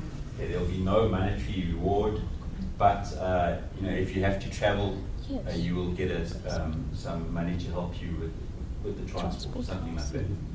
Right, so that's really important. Okay, the worst thing is to go in, the community has high expectations, and you haven't addressed those properly, and then they're unhappy about the thing when they don't, when it's not. And it's like Prof. Rule said, what you said earlier about you need to think wider than just your research project. You need to remember you finish your project and then there's another researcher who wants to come into that community and do similar research. If that community has had a bad experience with, but not saying that, but if they've had bad experiences with researchers before, whether from Stellenbosch University or not from Stellenbosch University, that is going to pose obstacles for you getting access to the people you really want to speak to. So those expectations are really important to address. But thank you all. That's valuable points, and that's something I should add there. I saw questions at the back from Lydia. And Yes, I'm not sure, Prof, if there's expectations, issues, can they be clarified during the time whereby I still build my relationship with mine, or will that be going into the consent form already? both. I would say both. I would say actually the consent process happens from the moment, actually, I say the consent process happens from the moment you first engage with your participant. Might not be formalized yet, because that's one element of consent that should be in place. It should be formalized, whether someone says verbally, yes, I would like to participate, or whether it's a signature. But there's always questions around consent. You have a participant, you can have a wonderful informed consent form, which I will do later. But just remember, just expect that participants will have questions. Also, be aware that you might have to explain certain things to your participants. Again, you might have to remind them, look, this is the purpose of the study, or this is how I'm going to protect your confidentiality and anonymity, because that is something that often also comes through in terms of how anonymous will I be, or I don't want to be anonymous. Those types of questions will flow right through the conversation. Even after you finish your interview, you'll get a call from a participant saying, actually, I've changed my mind. I would like to be identified. That happened to one of the students in social anthropology, actually, where participants said, no, actually, and that after they analyze the data. So that kind of changes the way you have to then think about and analyze the data as well, and report on it. So a lot of these things, it's not a one-stop, a linear process. It's not this happens, then that happens, and that is done. It's really something that flows through, and you always come back to having to explain the benefits, explain the purpose, explain the risks. Yeah. So you need to be open to that, and not have to, and not make participants feel that they shouldn't ask you that questions. Always make them feel like, if they have questions, they can ask you. They can phone you up. They can phone your supervisor if they don't want to this, but that they can ask the questions. They have a right to ask these questions. Yeah. Can I just say, so the project that I am in is it's an outreach initiative. There's no research done on it. So it's been running since 2013, and they've had this data. But then, getting to the question, the research or what they use, the instrument doesn't really respond to that question. So I had to change the way it was asked. And then obviously it started again this year, so there's data collected.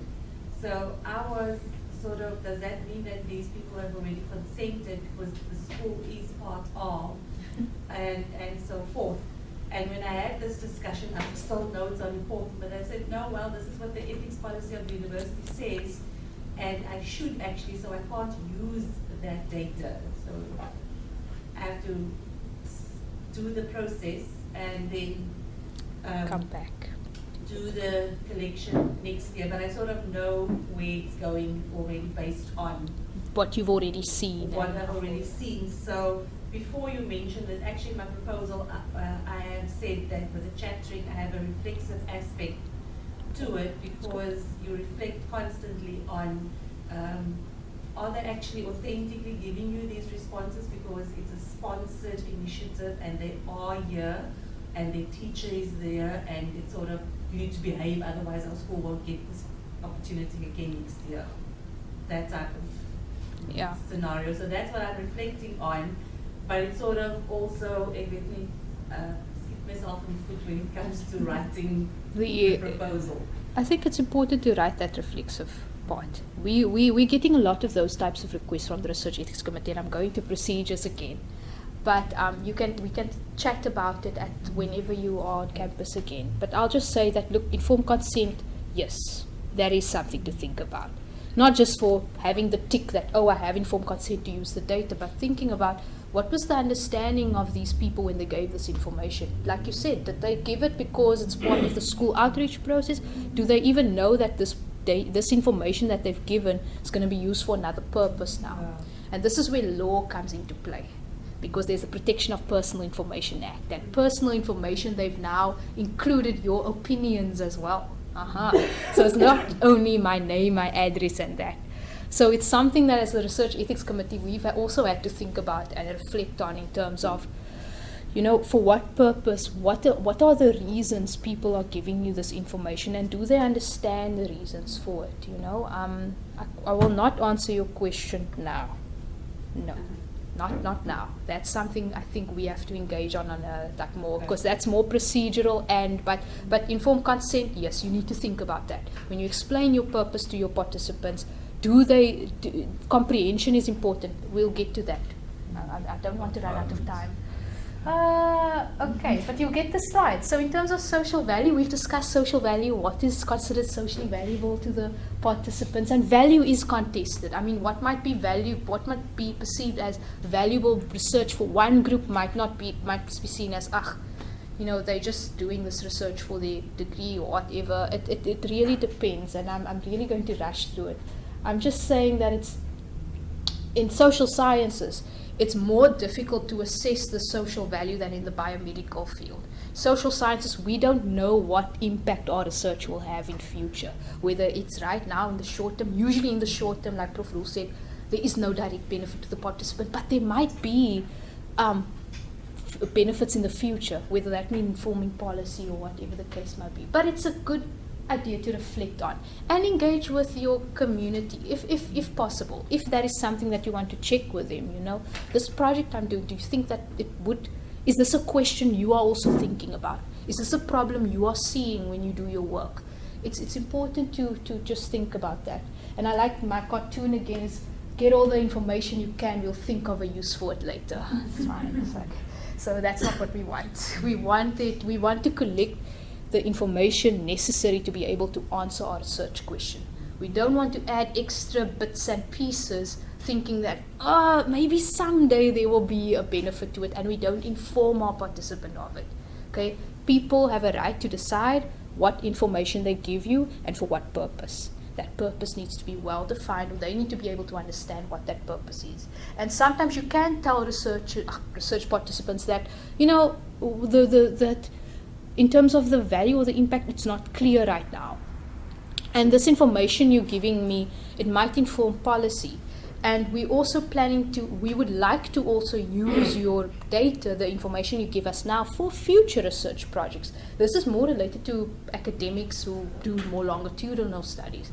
But participants, if you explain to them how they will be anonymized, how the information will be confidential, how it will be shared, what I hear from students and academics is that people aren't reluctant to give you that consent to be able to do it if they understand fully what it's about, what you're going to do with the information. If you're honest and transparent with them, they are usually very, very supportive of the reasons you're doing the research you're doing.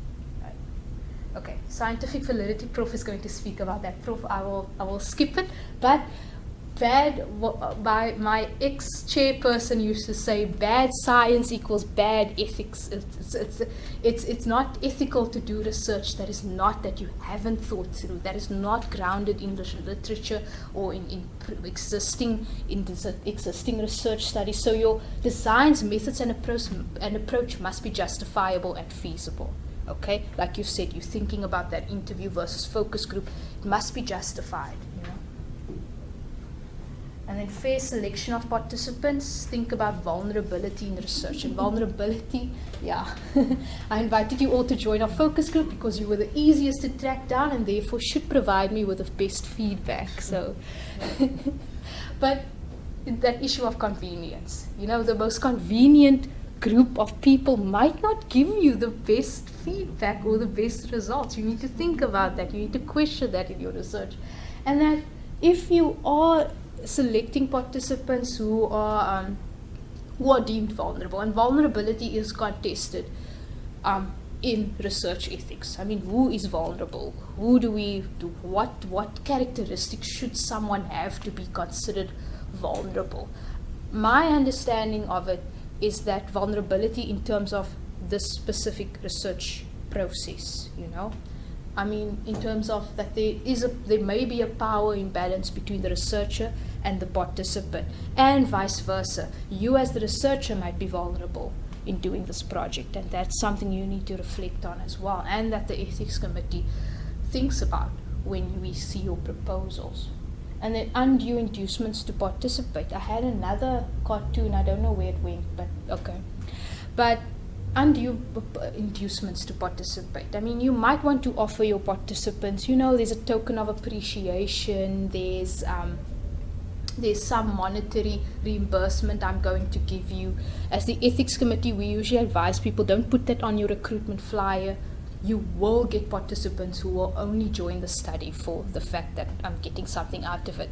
I'm watching the movie of the Stanford prison experiment, where in the introduction of that movie, all of the people who sign up for the study say, well, you're paying me $15 a day, so I couldn't care less what the project is about. I just want that $15. So it's something to think about and reflect on. Not saying that you can't reimburse people, but that's where your community engagement, checking with different people, finding out, you know, is it appropriate to give this amount? Should I give more? Maybe transport costs will be more beneficial than a lunch or a snack or whatever. You need to think about that. And that safeguards must be put in place for individuals who are exposed to those risks. Prof, I'm sorry. But then this is the meat of what the research ethics review process is about: assessing risks and benefits in participating in research, and that ratio should be favorable. The higher the risk to the participant, and really think about the risk in terms of the whether it be a risk in, not risk to injury, but discomfort, distress, perhaps reputational risk. Perhaps someone would feel that if my confidentiality is breached and they know this information, I might lose friends, I might lose social standing, whatever the case may be. The higher the risks, the higher the benefits should be. So you can't expect people to take part in research where they are going to be more vulnerable than usual and not think about how would this directly benefit them, or how could I offset those risks. Perhaps we could run a community project. Perhaps there are creative ways to think about it, and this is where creativity is expected. Limited knowledge and uncertainty does not mean researchers can forgo an assessment of the risks and benefits. That is something I often hear from students. I don't know what risks my study holds. How could I possibly know? And to me, that's laziness, because you haven't really thought about it, have you? And to say in a project that there are no risks to taking part in this project, like I said, any project involving human participants involve some risk. It's your job as the researcher, not the research ethics committee, your role as a researcher to think about the potential risks and benefits. When you submit your proposal to the research ethics committee, it's too late. Okay, you need to have thought these things through before. How? It's very difficult. And I usually point researchers to literature, because remember, people have written, there's literature on the research you are doing. And there's extensive literature on research ethical questions in this specific field. So they might have answers in terms of how you can minimize the risks and then maximize the benefits. So it's something to think about and read. Not that you need any more reading, but please make the effort, especially when submitting for ethics clearance. Right? Okay. I'm not going to spend too much time on this in terms of the independent review process, but the Research Ethics Committee is there, our mandate, and that is what I'm trying to push for my members who are part of the Research Ethics Committee, is your role is enhancing and facilitating this research. There may be ethical questions here. There may be risks. So our role is to help the researcher think through this. And it's a great benefit to the Research Ethics Committee if you have a researcher who's already thought through the potential risks and benefits. because then they've done most of the work. Then the research ethics, they've justified the way why they are doing certain things. And the research ethics committee can then just perhaps do minor recommendations in terms of saying, yes, we accept this is appropriate, perhaps do it this way, perhaps consider this. But it's learning the skills to engage collegially with these committees, because it is overwhelming. Cindy will know, when you get that letter of modifications, that in itself is traumatizing. I completely feel that way. And one of my committee members, because she submits a frequent proposal, she says she has to take about a week just to calm her nerves and then to respond to the committee. And then to think about it and question the committee. Remember, our reviewers come with their own biases and assumptions, so you need to, if you know your project, you know your context. If there's something that the Research Ethics Committee is making a recommendation, and you know that in this community this won't be feasible or appropriate, state that. Actually, that's where your community engagement will help you, because you can say, look, I've spoken to some stakeholders, I've spoken to some of these of representatives, and actually this is the appropriate way of doing it. But remember, this is the review committee is also it's a panel of reviewers, and it's not in your interest to react or respond in frustration, because I often get those heavy letters. How this is just stupid. How could the committee? Remember, these people do it voluntarily. They're not paid for doing these reviews. And also they are trying, from their viewpoint, they are trying to help you. They're trying to help you think through the ethical issues. You have a right to question them on some of the recommendations you make. But you need to learn the skills to do that collegially as well. Okay? You need to understand that in that way. Informed consent. We've spoken about informed consent quite a bit. You see what I said, like the emphasis is on informed consent, but sometimes that's that makes the difference in terms of conducting, or that sets the tone for your research relationship or your relationship with participants. But it is about negotiation. It is about understanding, coming to an agreement with the participant in terms of, this is what my project is about, this is what is expected of you, how you will take part. Let's discuss the benefits, let's discuss the risks. I mean, it's a conversation. It's not just expecting them, sending them a form and asking them to sign it and scan it back to you. It's not just that. It's really a conversation. They should have enough time to ask you questions. And they should have enough time to ask you questions, or they should have time to ask you questions afterwards as well. But use the REC templates. Because the REC templates, how we've designed our informed consent templates is we've taken all the elements that should be in an informed consent process. So use the templates, but be creative. We've recently had a project that involved participants with a mental disability or factual impairment to be able to make decisions. And what the research team did was they actually created a little picture book. So they transferred the informed consent process into a cartoon, and I like cartoons, so I was like, that's a very nice way of doing it, of course. And the committee approved it. So be creative. I mean, and that's where community engagement comes in. That's where you read your literature. Find out if there are other ways of doing this informed consent process than just the normal standard template, sign, submit. Right? And respect for participants.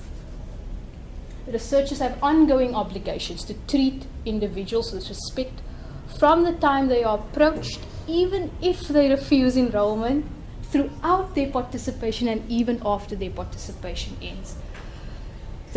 Your research ethics conduct, your relationship with that participant does not stop at the time that they sign that consent form. Like you said, you are still thinking about, is it your voice coming through or is it your participant's voice?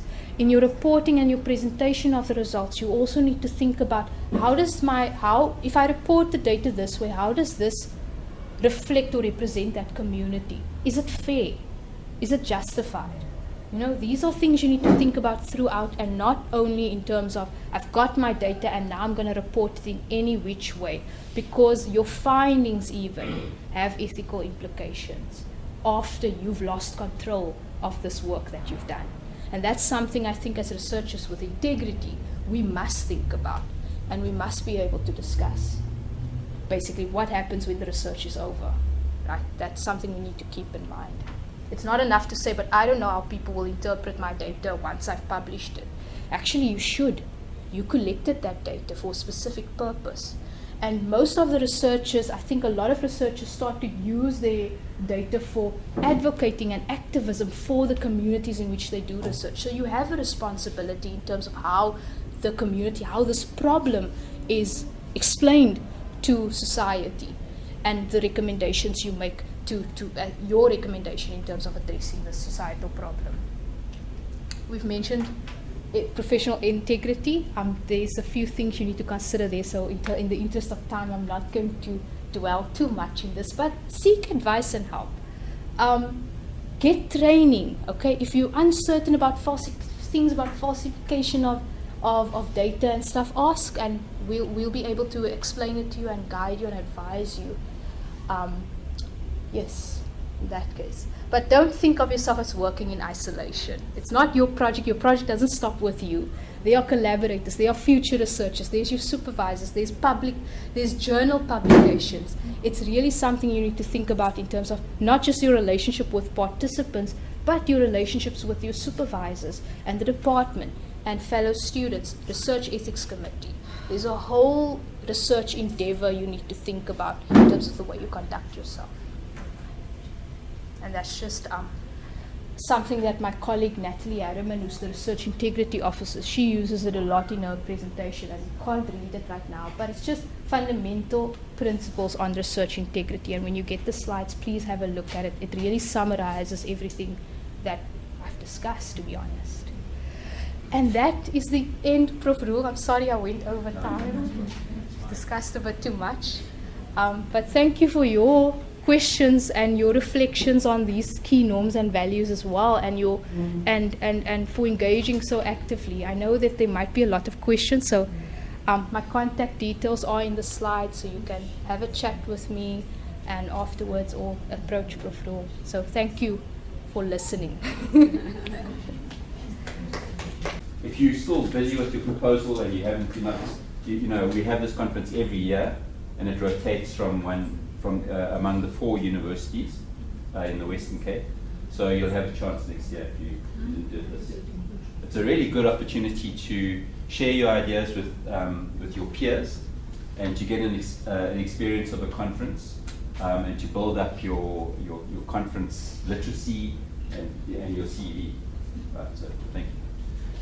So let's move on now to looking at another aspect of quality, which concerns issues around the data and how you collect and measure it. And I just want to start off with something about measurement. I've given you a handout there. Because validity and reliability and trustworthiness are all critical in understanding the idea of measurement. And you know, if you think about measurement, it sounds like a kind of a technical term, but it's something that we increasingly do all the time, every day. So if you think about you know, this morning, I woke up and looked at. In fact, I woke up before the alarm woke me. So I looked at my phone, and there's the time. You know, so there's a measurement of time.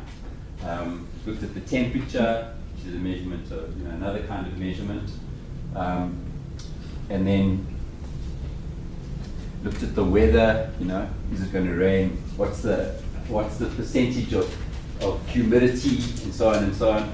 And then driving here, looked at my speedometer. You know, was I going too fast or too slow? Did I have enough petrol? Okay. And then how many students are coming? You know, so if you, just in a couple of hours, I did multiple kinds of measurements, and in each case, I was thinking about a particular concept. For example, I was thinking about student attendance, and then I was measuring it in some way. You know, how many people have indicated they're coming, right? So there's always this link between the concept and the measure. right? And that's really what research is about. Okay? And we can do it quantitatively. So, for example, you want to measure teacher morale, and then you might work out how many times do teachers in a particular school, how many times are they off sick during the year? Right. That might be some sort of indication of morale. Or how many times do teachers file grievances? Right. So that might be another measure of morale. Or you might measure it qualitatively by looking at what is the teacher's sense of well-being at the school. Maybe you do that through interviews or through some kind of survey. Right? But so whatever the case is, we're trying to measure some kind of concept when we do research, either qualitatively or quantitatively. Okay. So you can see there, I've just got a couple of quotations from Newman. It says, in quantitative studies, measurement is a distinct step in the research process that occurs prior to data collection.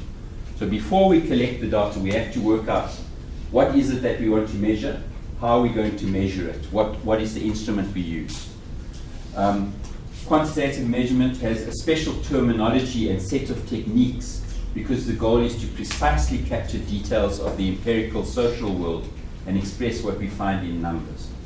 So those terms like validity and reliability are linked to that kind of quantitative measurement. In qualitative studies, we measure with alternatives to numbers, and measurement is less a separate research step. Because the process is more inductive, we are measuring and creating new concepts simultaneously with the process of gathering data. Okay. So when we're doing qualitative research, we talk more about trustworthiness, right? Because that fits in with the way qualitative researchers understand knowledge and reality. Okay. And I'll explain that in a bit more detail. Right. And so you'll see there's just some examples of how we use measurement in everyday life all the time. And in research, it's just we formalize it a bit more. So we have to think a bit more carefully about what do we want to measure, and then how will we measure that? What are the instruments that we're going to use, and is that a good instrument? Is it a good way of measuring it? Right. And we'll have a look at some examples of that. Precision and accuracy are really important qualities in research measurement. So we have to think carefully about, is this tool that I'm using, this method I'm using, is it the right thing for measuring this kind of concept? Say, for example, I want you to look at teacher morale, for example. And is a survey questionnaire a good instrument to use? Okay. And if so, what kinds of questions will I include there? Will I include closed questions? Will I include some open-ended questions? Which are the best for getting a sense of teacher morale? Should I measure it quantitatively, or is it better to do it qualitatively? Or should I do a mixed methods?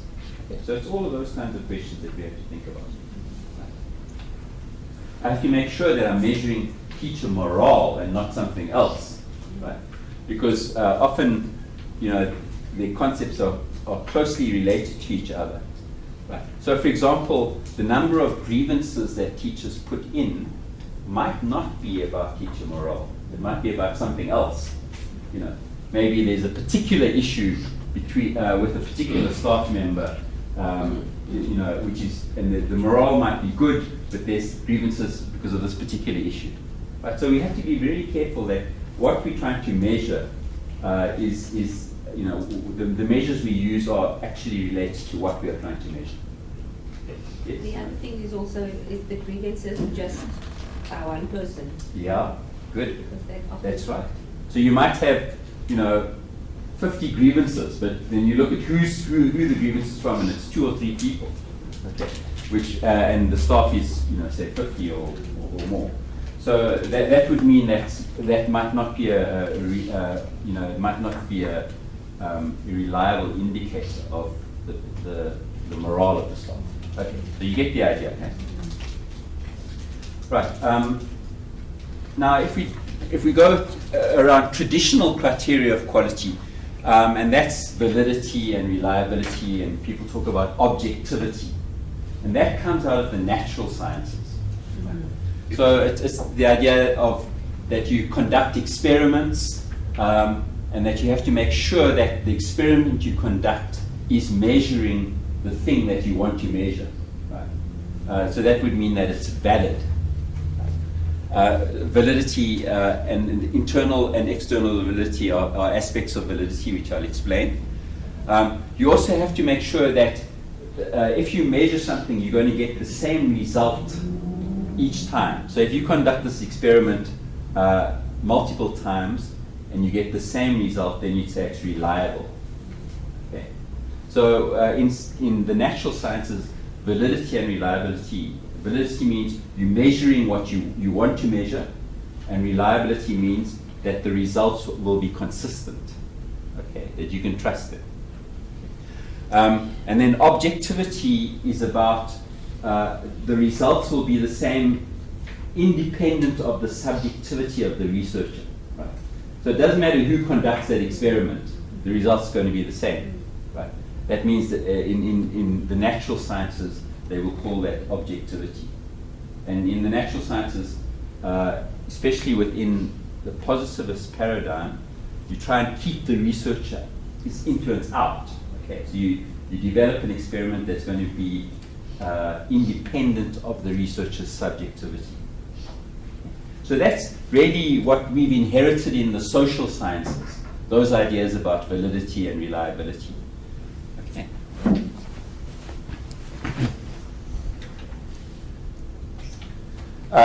Internal validity is, does the study measure or test what's actually intended? Okay, so that would be internal. External would be, to what extent can the findings of the study be applied to other situations? So that would be its generalizability. Have you come across that term? Right. Yeah.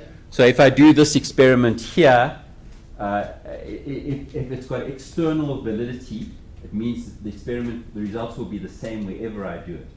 Okay? And that's appropriate, especially for the laws of natural science. Right? So if I do an experiment about gravity, then it's going to not change depending on where I do it, because gravity is a universal law, right? Or thermodynamics. The social sciences is a bit different there. And that's why some people began to question these criteria as applicable to the social sciences. And then, as I mentioned, reliability. If the study were repeated, would the same results be achieved? So that's about the consistency of the results. Okay. One of the surveys I was reading about, they found that people, I think under the age of 15, tended to, when they were asked how old are you, they tended to push their age up. And then people who were over 50 tended to push it down. So you see, it was an unreliable type of indicator that if you ask people their age, you might not get reliable answers for that one. Okay. Turning 16. Yeah. Okay. And then objectivity, as we've said, that's about being independent from the subjectivity of the researcher. Okay, so the researcher has to almost step outside, distance himself or herself from the research so that it can work in any context, independent of that researcher. Right. Now, social scientists started to question those criteria because they said that in the human and social sciences, we're dealing with human beings. Right. And when we're dealing with human beings, subjectivity is important. We can't just rule it out. Okay, human beings think, they construct their realities. Therefore, we have to take that into account. So, social scientists, people like Gruber and Lincoln, started in the 1980s. They started to challenge these criteria and say we need a different set of criteria for the social sciences because we're not dealing with natural laws. We're dealing with human beings. Okay. So in place of validity, they started to talk about credibility.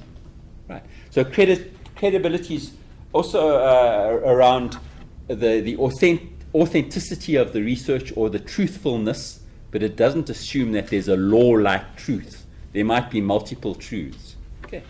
Transferability rather than external validity. So that means to what extent can you say that this research is applicable in other contexts, but it's not the same as an automatic transfer to a different situation. Dependability rather than reliability, and confirmability rather than objectivity. And I'll explain each of those a bit more. Right. So as I've said, credibility is trying to ask that question, answer the question, is a true picture presented in the phenomenon under study? How congruent are the findings with reality? Right. So do you see it says a true picture. It doesn't say the true picture. So you see there's a different ontological and epistemological basis. When I use those words, are you comfortable with that? Mm-hmm. So in the human and social sciences, researchers tend to see the world differently. That would be their ontology. Right? They're saying that the world is not an objective external reality that everyone experiences in the same way. Right? They'd say more that reality is constructed in different ways by different people. And it's more perspectival, right? That there's different perspectives on reality. Right? That means, in terms of knowledge, that there might be multiple truths because there are these different perspectives. So do you see how those criteria of validity and reliability might not work in the human and social sciences? Do you see that argument? But if you read the literature, there's still a debate about that. Right? Some people still use those terms. Even social scientists in psychology. I'm sure you've seen this in educational psychology. Hey? There's some strands of educational psychology which would still work within say a positivist or post-positivist paradigm and say we must ensure that the research is valid and reliable. Other psychologists would challenge that and say, that's not appropriate, we're dealing with human subjects, we'll use trustworthiness as a framework. Okay, so it's contested.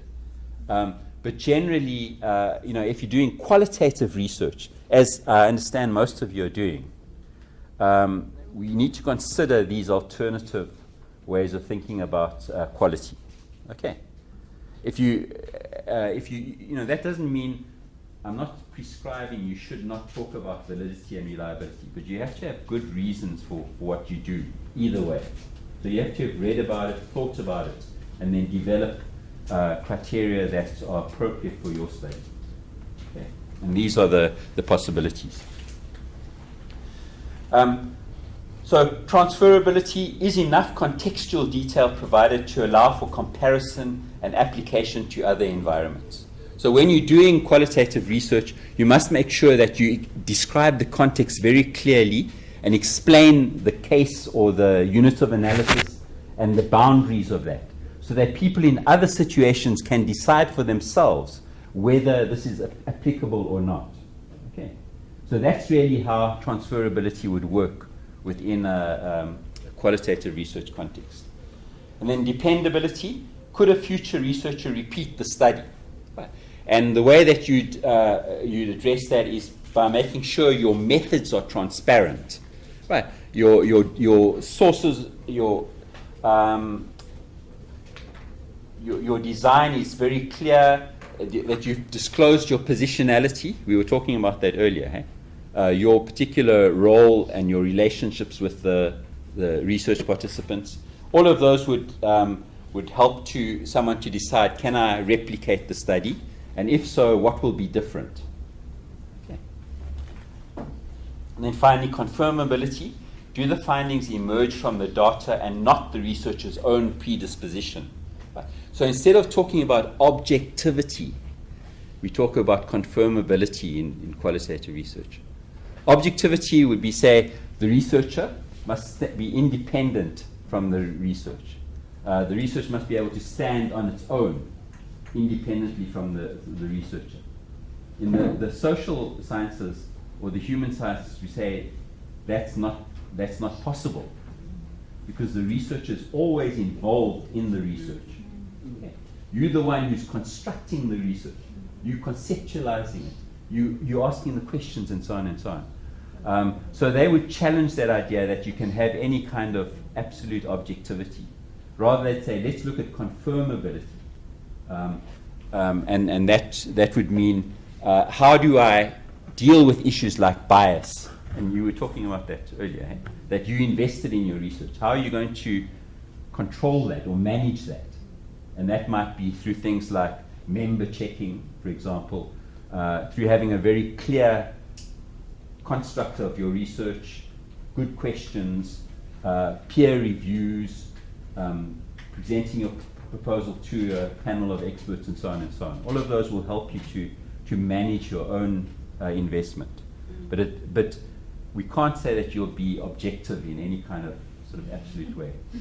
Right. Even in the natural sciences, people are questioning this idea of objectivity. Because we know that if you stand close to the urn and watch it, it boils more slowly. Okay, but if in physics, if you're observing particles, the actual observation has an impact on what happens with the particles. So even in the natural sciences, there's been a revision of ideas of absolute objectivity. Okay, using a different language helps us to deal with some of those issues. Sorry, Prof, a quick Sure. one. Yes.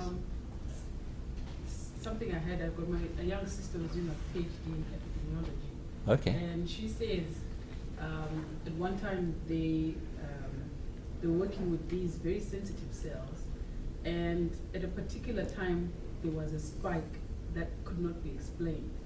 And they went for months trying to identify, did somebody contaminate the lab, did something happen, and then they just realized that at a particular time, certain hormones are released into the lab, and it affects the cells. Wow. And they just had to, well, for them, because they were making a very strict study, Yes. they had to eliminate that data. Yes. But it just goes to show that you cannot separate the researcher from the research. Yes. Because there's that influence in interaction, whether it be in social sciences, but even in natural sciences. Yes. Yeah. Right. So that's an interesting example, and I think in the natural sciences, the idea is that you try and control the variables. Yeah. Okay. So you have a laboratory where you can eliminate all these external types of influences and focus on the thing itself. But if you think about human society, it's very difficult to eliminate variables. I mean, it's so complex and multi-dimensional and continuously changing that qualitative researchers would say it's better to acknowledge that rather than try and control it. That's why using control and experimental groups is difficult, because it's so difficult to control for all the variables. Okay, and I'm sure you encounter that in psychology as well. Yeah. Right. So that's just to give you a sense of the bigger picture around the debates around, on the one hand, validity and reliability, and on the other hand, trustworthiness. Does that make sense to you? Do you feel that you can position yourself there somewhere? Okay. And what I'll do is I'll send you, I've got some really good articles which explain the issues around trustworthiness in a lot more detail. So I'll send those to you next week when I send out the slides, and then you can read it and look at the good examples they give and the questions that they address. But I just want you to have a sense that you can't just jump into issues of validity and reliability if you're doing qualitative research. It's problematic. You have to question it and do some thinking around it. Okay. Right, so if you have a look on page 3, there's issues around strategies for enhancing reliability. And if you just look at the bottom, clearly conceptualize all constructs, and this would apply both to quantitative and qualitative research. If you've got a very clear idea of what you're researching, that's very important. Okay? whether it's around teacher morale, how do you define that? Okay. And then how do you operationalize it?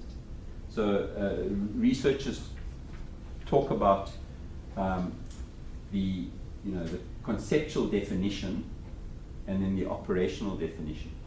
And the conceptual definition comes out of sort of theory. So that would be how do you define teacher morale, or how do you define mathematical literacy, or whatever it is you're looking at, right? And then you have to take that definition. What does it mean in reality? How are you going to measure it in the actual classroom, which is different to the theory, right? So you have to think about both those things. Right? You've got this concept, but now you want to investigate it in a real life situation, which means you have to operationalize it. Okay, move from the theory into the research and the practice. And it's not an automatic move. It requires some adjustment and thinking about the appropriateness of the construct. Okay. The second thing, increase the level of measurement. Right. So if you're not sure, if you increase the precision of the measurement, then that helps. In the natural sciences, it would mean maybe using a more powerful magnifying glass so you can see better what's going on. In the social sciences, it might mean observing something more frequently or more closely, okay, to see what's going on. Right. Use multiple indicators of a variable. We talked about triangulation. Okay. So maybe you use not just interviews, but also observations and, say, document analysis. And maybe you'd also include some participatory methods. Photographs, yeah, or visual methods, which I think you were using. Use pilot studies and replication. So it's a really good idea to test your instruments before you use them. I think, were you talking about that tonight? Yeah. So often when you design an instrument, you think it's great. Then when you use it, you find, they don't understand what I'm saying when I use the term morale, okay? Or they understand it differently to the way I understand it. Right? So if you pilot the instrument, you can make those adjustments before you actually use it. And that doesn't mean it'll be perfect, but probably it'll be stronger than if you didn't. With the pilot, I had students go out for their first 4 weeks of teaching, and they had this observation so that I could see what happens in the classroom. And as much as you explain exactly what you want, there's still, it just goes over the head. In the second time, when they went in for their second session, it's amazing just how that first session helped them, because they had a better understanding. Yes. And so you had a clearer picture of the data. Yes, right. So the actual experience of using that the first time then really improved the quality of the second time. Yeah. Yeah. For me, especially because you explain something and you think, oh well, they actually know what to do, but they don't understand what you're trying to get out of it. Yes. And so when you get the data back and you realize, oh gosh, there are holes, you can then plug those holes and say, these are the changes, or look out for this, or change the questions. Yes, that's a good example, and I think that links to that distinction I was making between the conceptual definition and the operational definition. Okay. So in a way, you started with the concept and you said, okay, I want you to go out and investigate this concept. Yeah. But when they went out, they were struggling to work it out. Yeah. And then, but through the experience, they were then able to operationalize it better the second time, which means they were able to make that jump between theory and practice and research. Good. Right. Now, if we're thinking about trustworthiness, how do you do that? So let's have a look at some of the strategies. Here are some of the ways that you can do it, and I've adapted this from Nieuwenhuis. One of them, the first one we've talked about already, use multiple data sources and methods. Right. So don't just rely on one source. If we're investigating governance in a particular school, and you only speak to the principal, and then you'll only get one view of it. Right? So speaking to the teachers, the parents, and the learners, that's multiple perspectives, which will give you a richer picture of what's happening with governance in the school. And then, as I was talking about earlier, you can also use multiple methods. So instead of just interviewing, you might also have focus group observation, some document analysis, right? And you might include both qualitative and quantitative data, right? Depending on what you're trying to find out. So multiple data sources and methods. Verify raw data. Okay, so that's really important to check whether the data is accurate. How can you do that? So you've collected all this data, say from interviews. How can you verify that the data is accurate? Well, in my case, after I've done the interview, I'd ask for their planning. Okay. For their term planning or their week planning. Okay. So in some instances, they might say, no, I don't do any life skills, but it's on the timetable. Yes. So Okay. so that kind Yes. of. So there you would use a different source, for example, Yes. their plan, to check whether how it corresponds with the interview. So that's similar to the idea of crystallization or triangulation, right? But you can also do member checking. So you can show the person you interviewed, this is the transcript. Can you just check? Is this what you said? Then they might say, yes. They might make a change. I said this, but I actually meant that. Okay. Or you might have heard the tape incorrectly or whatever. So member checking is also a good way to verify raw data. Keep notes on research decisions made. I think we were talking about that. I think you were talking about how the professor was keeping memos of all the time about decisions that were made during the research process. So you could then go back and check and reflect on that and maybe compare it with other research projects that he was engaged in. Right? So that's a really good way of keeping track of your reasoning. Right? If you don't do that, then you might not be able to remember why you decided to change this question or add that method. Right? Use multiple coders of data. That's also a useful thing to do. When you start to code your data, get someone else to have a look at that as well and see if they use the same codes. Right? It could be your supervisor who can help you with that, or you could ask a peer to have a look at that, as long as you anonymize the data. So that's very important, because even coding data is a subjective thing. Right? People do it in very different ways. So it's good to try and develop a kind of a common or justifiable approach to coding, and you can do that through that intersubjective approach. Get stakeholders to comment on research findings, interpretations, and conclusions. That's a good way of also checking whether you're on track. It doesn't mean you have to agree with them or they have to agree with you, but at least you'll be clear about the basis of your interpretation and findings. Okay. And then control for bias, we talked about that already. Always recognize your own positionality.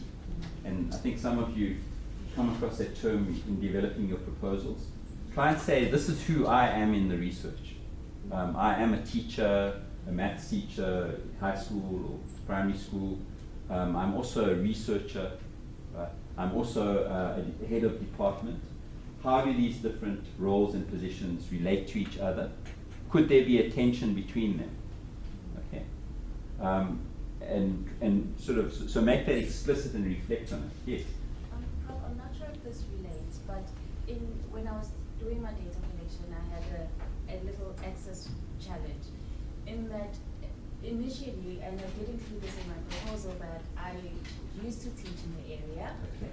although in the group that I'm going to select my participants, none of the learners are still there that I used to teach 3 years ago. But now in approaching families or caregivers who give consent for the learners' participation, they felt, no, we can't trust you. You're from the Department of Education and you're going to take our children to a special school. Mm-hmm. And the emblem, I was also telling Vinya that the emblem from the university was also an unrecognized emblem, because it's a rural area in KZN. Yeah. So if a matriculant goes to tertiary, they go to UKZN, that's the one they're familiar with. So Stellenbosch, they don't know where is Stellenbosch. Who are you? Where are you from? We don't know you. Yes. So my identity as an insider was no longer there. So how do I, in terms of writing up, do I bring that out, and how do I do that? Yeah, I think that that's a really good example of how as a researcher you have multiple identities, and you might think that I'm a researcher in this context, but people will prioritize other identities. For example, you are from a strange university, we don't know that, or you are from the Department of Education, we don't trust you. Right? So I think the way to deal with that is to try and identify what those different positions and roles are that you occupy, and then to try and recognize how they will influence the research. And you might not have anticipated that, but that's you could then write that up. You could include it in your methodology chapter and say that maybe when you're talking about your role and position as a researcher, you could mention these conflicts, and then you have to think about how do you manage them, right? So that might involve speaking to the community or the community leaders and explaining that you're there as a researcher, not as a Department of Education official, and that there would not be any sort of negative consequences, and so on and so on. So when you find that there is a conflict in identities, you need to think about how you address those or manage those. And sometimes you can't, because it becomes too much of a conflict. Right? So if people perceive you, say the Department of Education got a very bad reputation in a particular area, people might not trust you, whatever you say. But then you have to recognize that, maybe re-strategize, choose another area or whatever. But it's good to include your reflection as part of your writing up the research. Okay? Even when things go wrong, it's good to reflect on that and talk about that, write about it, because that's often where you learn the most. Okay. Now I remember I was working with an organization of people with disabilities, and I was trying to do action research with them, and I formulated the topic in a particular way, which was looking at something like which was constructing people with disabilities in a negative way, as victims or passive recipients. I wasn't aware of it, but I was just doing that because I hadn't thought about it. And I'm able-bodied. But through a discussion with people with disabilities, they pointed that out, and together we reformulated the topic. So even though that was a kind of challenge to me, it was a great learning experience for me.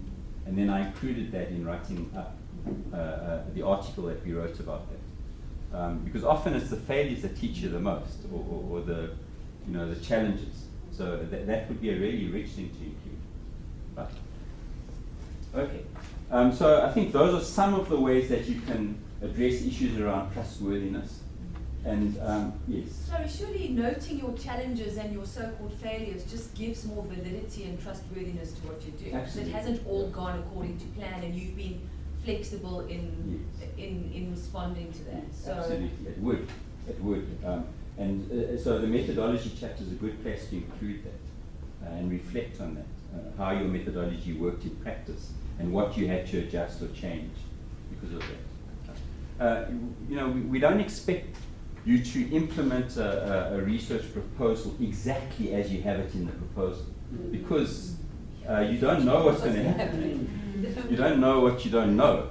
And often when you do it in reality, you have to adjust things. And that might mean you decide not to do the focus group, for example, and to do rather more interviews or vice versa, or use some other method. Right, so a proposal is a plan, and we know that plans have to face the test of reality. Okay, and often what has to change it's very useful to reflect on and record that as part of your research. Okay, any other questions around trustworthiness? feel you've got a handle on that? Lydia, do you have anything you'd like to? Yeah, okay. Right. Now, just to tie that up, I want us to have a quick look at some scenarios. Okay, so I've created 3 scenarios around postgraduate research, and I want us just to have a look at them and see what are the issues around validity and reliability that arise from these scenarios, or trustworthiness, or ethics.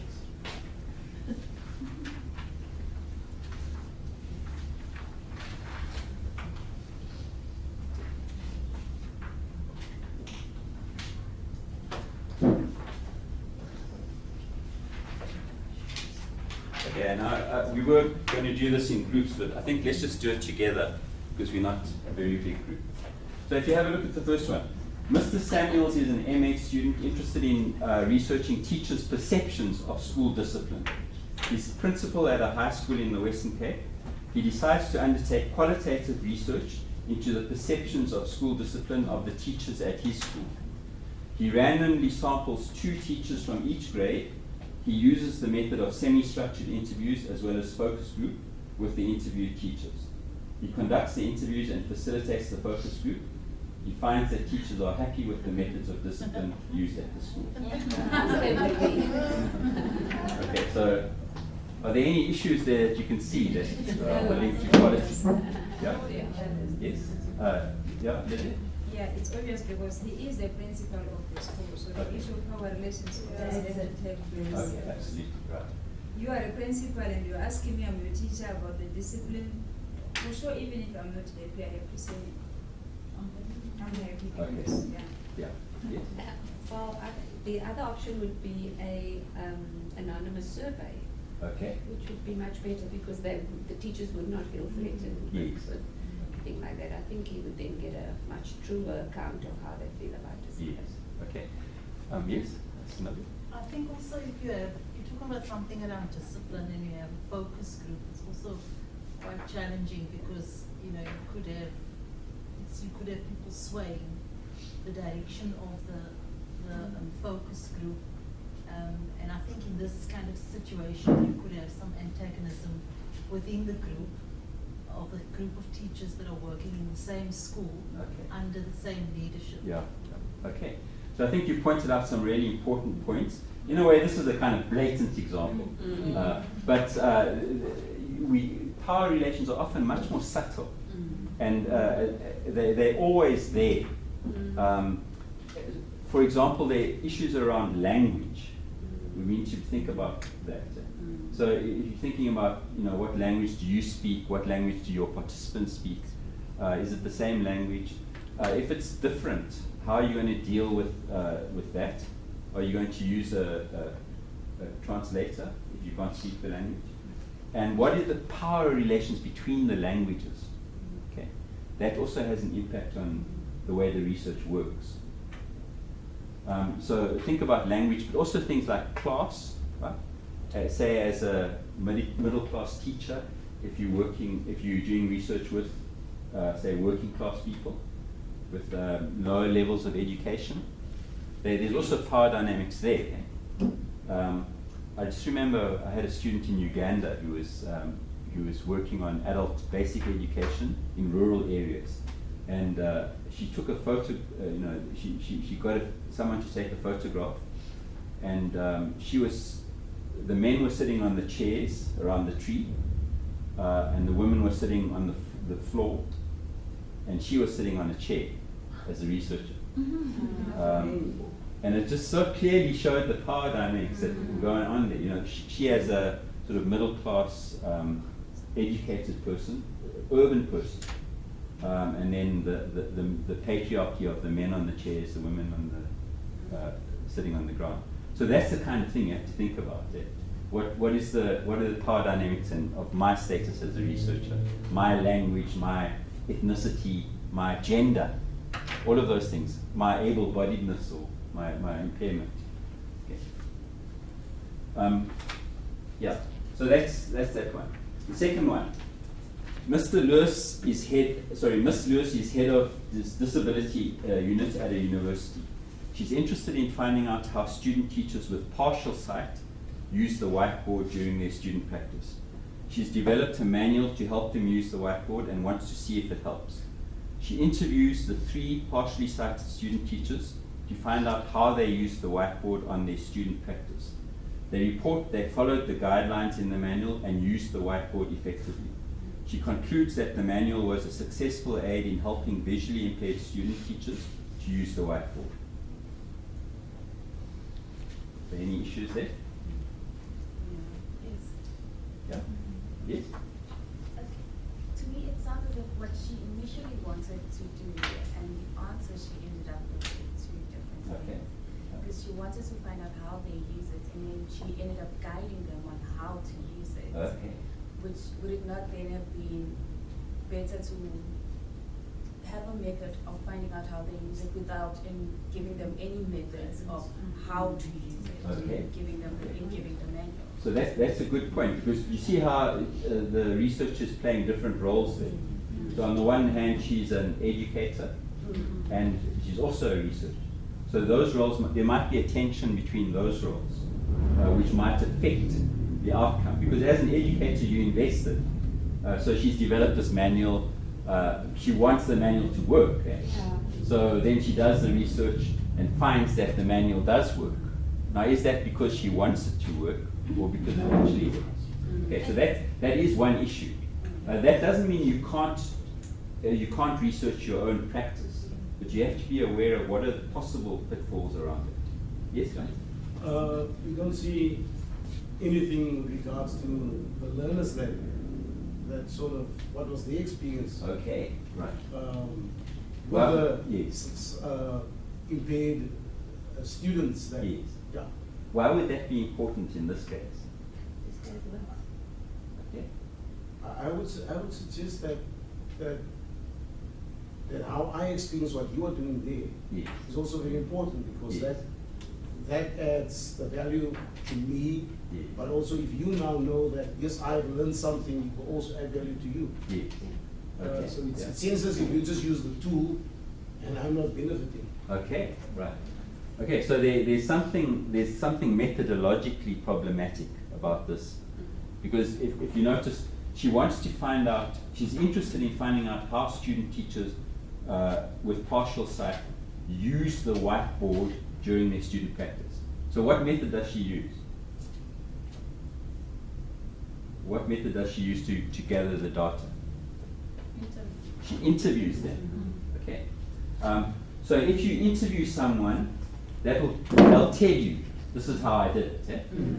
But does that mean they did it? No. You see, if you're interested in practice, what people do, you can't just ask people what they do. You need to observe. Right. You need to actually observe what they do. And in fact, this comes from I was reviewing a journal article, and this was the case. They were wanting to investigate the use of the whiteboard by visually impaired students, but they didn't observe them. So, and then they were saying they were using it well, because they were saying, I used the manual. But unless you observe them, you can't make that claim. All you can say is they perceived that they were using it well. Right?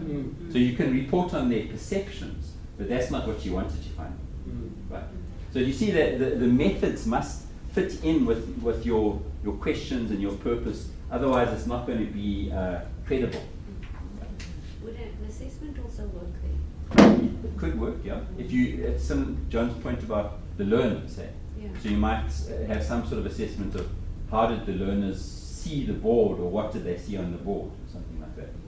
Yeah. Yes. So there could also be a bit of a power relationship here, because she is head of the disability unit at the university, and what I'm reading into this is she interviews the 3. There are only 3. It's a complete minority group, which means it's not a sample. There's not a bigger. It's only the 3. So there's also, well, a term manual. Of course, it works. Okay. So there could be those issues. Within qualitative research, the numbers are not so important, because you're not trying to make a generalizable finding. Right? So you try rather to get insight into that particular situation, which might help other people. But I agree, there are power dynamics there, which you have to. And I mean, even the sample size in this case, sure, 3 is not the issue. It's the fact that it was the only 3. Yes. Okay, so you have to think carefully about the sample as well and how you deal with it. Okay, so I think you've got an idea there. So it's not just about the positionality and power, but also about, are the methods appropriate for answering the question? That's an issue around validity and or credibility. Okay. Then the third one. Ms. Dubé is a subject advisor for accounting in the Provincial Department of Education. She wants to find out about the lived experience of accounting teachers in implementing the CAPS curriculum. In particular, she's interested in their experiences and attitudes towards the changes in the curriculum. She conducts an online survey of 100 grade 12 accounting teachers in the province and receives a response rate of 37. She also analyzes the accounting results from the matric exams from the schools where the respondents are based. She conducts a quantitative analysis of the survey responses and the matric results. Based on the generally poor performance of the schools in accounting in the matric exams and the negative attitudes towards CAPS captured by the survey, she concludes that the teachers have a negative lived experience of the accounting CAPS. She's used quantitative data for a qualitative question. Okay, right, right. Do you see that? Yeah. So she's interested in the lived experience. So how do people actually experience on a day-to-day basis? Right. But she's using a survey and looking at the matric results. Right. So what if you were to advise her? What would you suggest around her methodology? I think she would have needed to triangulate it with a series of interviews. Okay. Yeah. Right. So if you want to find out about people's lived experience, interviews is a good way. So you get people to tell you their stories of what they do and how things happen each day and how they feel about it and what they experience. Okay. Using the quantitative stuff answers different kinds of questions. So if you're looking at the results, that's answering the question, how do students perform in accounting? It's not telling you about the lived experience of the teacher. And also surely an online survey of 100, it's too big for a lived experience is something that's in depth. Yeah, that's right, yeah. So I think that the sample, the sampling is not appropriate for doing this kind of lived experience study, which is typically small scale and in depth. So you see there's a tension between the breadth of the study and the depth of the purpose or the intention of the study. Right, so there needs to be that match or alignment between purpose, questions, methods, and so on. Okay, so do you see how that's linked to issues of credibility and trustworthiness? It goes deeply into the methodology and the sources and the methods that you want to use. And then also how you analyze the data. See, she was doing a quantitative analysis with the data. That's not going to give her the lived experience of the teachers. Okay. Right, and now just to conclude, I just want to give you a chance to think about, we've talked about issues around quality today, and we started by saying quality is a holistic concept that runs continuously through the research process. And we said that quality involves conceptualizing your study, it involves the ethics, the data collection, analysis, and also the presentation of the study. So what I'd like you to think about now, and I'd like you just to discuss it in twos or threes, what are the key quality issues in your study? Okay? What are the key quality issues in your study, and what strategies can you use to address them? Okay, and that's those two big questions. So I don't want you to feel you have to answer that completely. If you can just choose one quality issue and one strategy that you could use to address it. Okay. So I'll give you about 8 minutes or so just to chat about that, and then we'll get a sense of it. So if you're not sitting next to someone, can you just join up? Twos or threes? Right, so identify one quality issue in your study and what strategy you can use to address it. I'm sure some of you in a really good discussion, but I hope that can continue. And so we've just tried to, for some of you, just to introduce the idea of quality as a holistic concept that's related to research. And for others of you, you will have been thinking about this in different ways through your process. So maybe we can just conclude by getting a bit of feedback from you on the quality of this session on quality.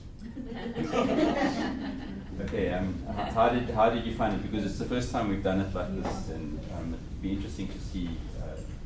Did you find it really confusing? What came out for you? Any comments? Yes. Prof, for me, I think I'm glad I came because it has always been validity and reliability. But now I realize that as a social science researcher, it's not about reliability and validity.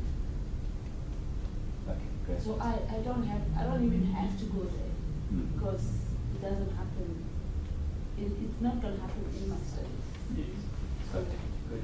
Yeah, so and as I said, I'll send you all some resources around, I've found 3 good articles around trustworthiness, which will give you a good sort of academic basis for addressing those issues. Yeah, thank you. Any other comments? Yeah, I think as a new researcher, this is all new ground, and I can see that the majority of my time in formulating my proposal has been on the content. Yes. That is now pretty solid, but where I need to pay more attention is to the quality and the methodology. So this has been the right timing and very relevant, but I can also see that I'll have to come again next year because I'll be in a different place, yes, and I'll be able to process more information. Yes. So, but it's been perfect, and I've kind of, I have a new direction, but I can also see that I will need to listen to this sort of information more than once. Yeah. Okay, good. Thank you. Thank you. Anyone else? I just want to say, Prof, this is now my 4th or 5th time that I'm here on these Saturdays. And I came here today, and I was really not motivated to come.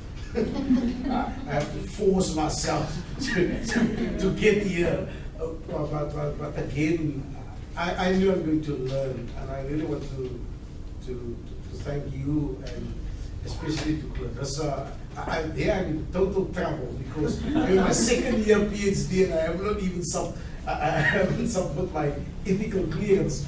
So there I've learned a lot, and now I know a little bit better how to go about. So thanks, and to you, really, it was always and it is always worth the while to be here, learn a lot, and again, it just helps you to articulate, look critical at where you are. Yes. Yeah. So yes, it helps a lot. Thanks very much. Thank you. Prof, I'm very appreciative to engage when I come here because I think also, as you were saying, the research is new to me. Even though I did a master's, I still think I'm new at researching. And each time I come here, I refine my thinking. But I think when I started coming here, I was thinking all about the research. And I still think about the research, but I've evolved to a stage now where I'm starting to think of the researcher who's now me, and I'm changing. And I think I'm changing as a researcher because I think I have this particular style of being a researcher, and each time I come here, I'm scratch on something. And I always think when I leave here, Prof must think, oh my God, that woman is so confused. but it's not that, you know. I may just blurt it out at that time, but that's because I'm thinking. And then by the time I leave here and I process it, because I always need the digestion time. That I think, well, actually, I'm not that. That's not the person I am. I'm actually this way. Or I've developed that way. I've evolved. So I've always evolved. So it's incredibly useful to have these things, not just for the content that you deliver to us, but as we reflect on not only our research, but also on ourselves as researchers. That's great. Thank you very much for that. Yeah. So I think that, I always learn a lot from these sessions in preparing them, and also in getting your feedback and listening to you.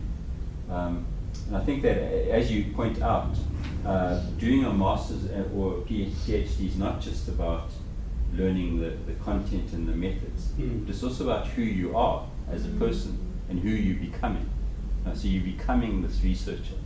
And that's an exciting and scary type of process.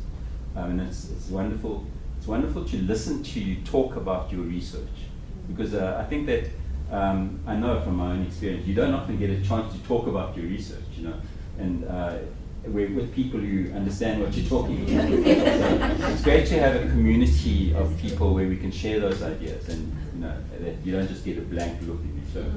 So and I can hear as you talk about how you're evolving as people and as researchers. So thanks very much for that. So we've got our session in October is going to be around argument, lines of argument.